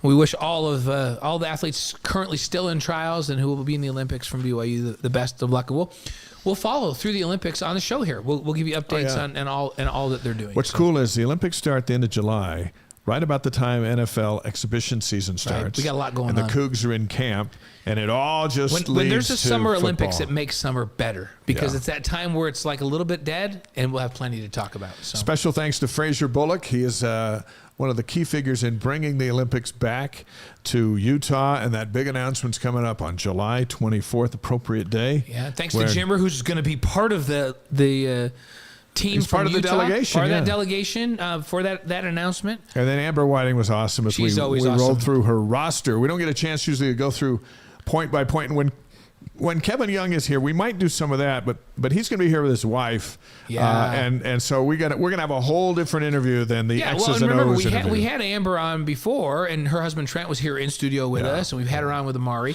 So we went through the roster this time with Kevin. We're gonna get a chance for everybody to get to know him and his family and the a little Youngs, bit. So it'll be fun. And hey, how about next week? We got Kevin Gilbride, the new tight ends coach, who's doing a phenomenal job and has some tremendous talent at that position, coming back this next year. And assistant basketball coach Brandon Dunstan. We're going to get a chance to know them a little better next week. Yeah, and Kevin won't be able to talk about the kids that are here, but there's a lot of visits going on. Yes, and camps are going on. It's a key time. This week, they have I can say this because we're not going to name names. There's a group of recruits in right now that are like now through Wednesday, and then an even bigger group of recruits, because this is official visit week, that are here Wednesday through the weekend. And there's some big names on that, and we won't be able to talk about it. He won't be able to talk about it, but just know this is a very important week for BYU football. Podcast is up tomorrow and available wherever you get your podcasts. And please go to YouTube and subscribe. It's free. You get our newsletter if you go to ysguys.com and subscribe to that. Get highlights from tonight's show and much, much more. We thank you for watching and listening to The Wise Guys, as always, presented by BradyPlus. And we look forward to coming back next week. It's almost like we're in mid-season form. Yes. And we're in June. Yeah, I love it. I mean, where's this show going? Tonight it went all over the world. Thank you so much on the live stream. Thanks for joining us.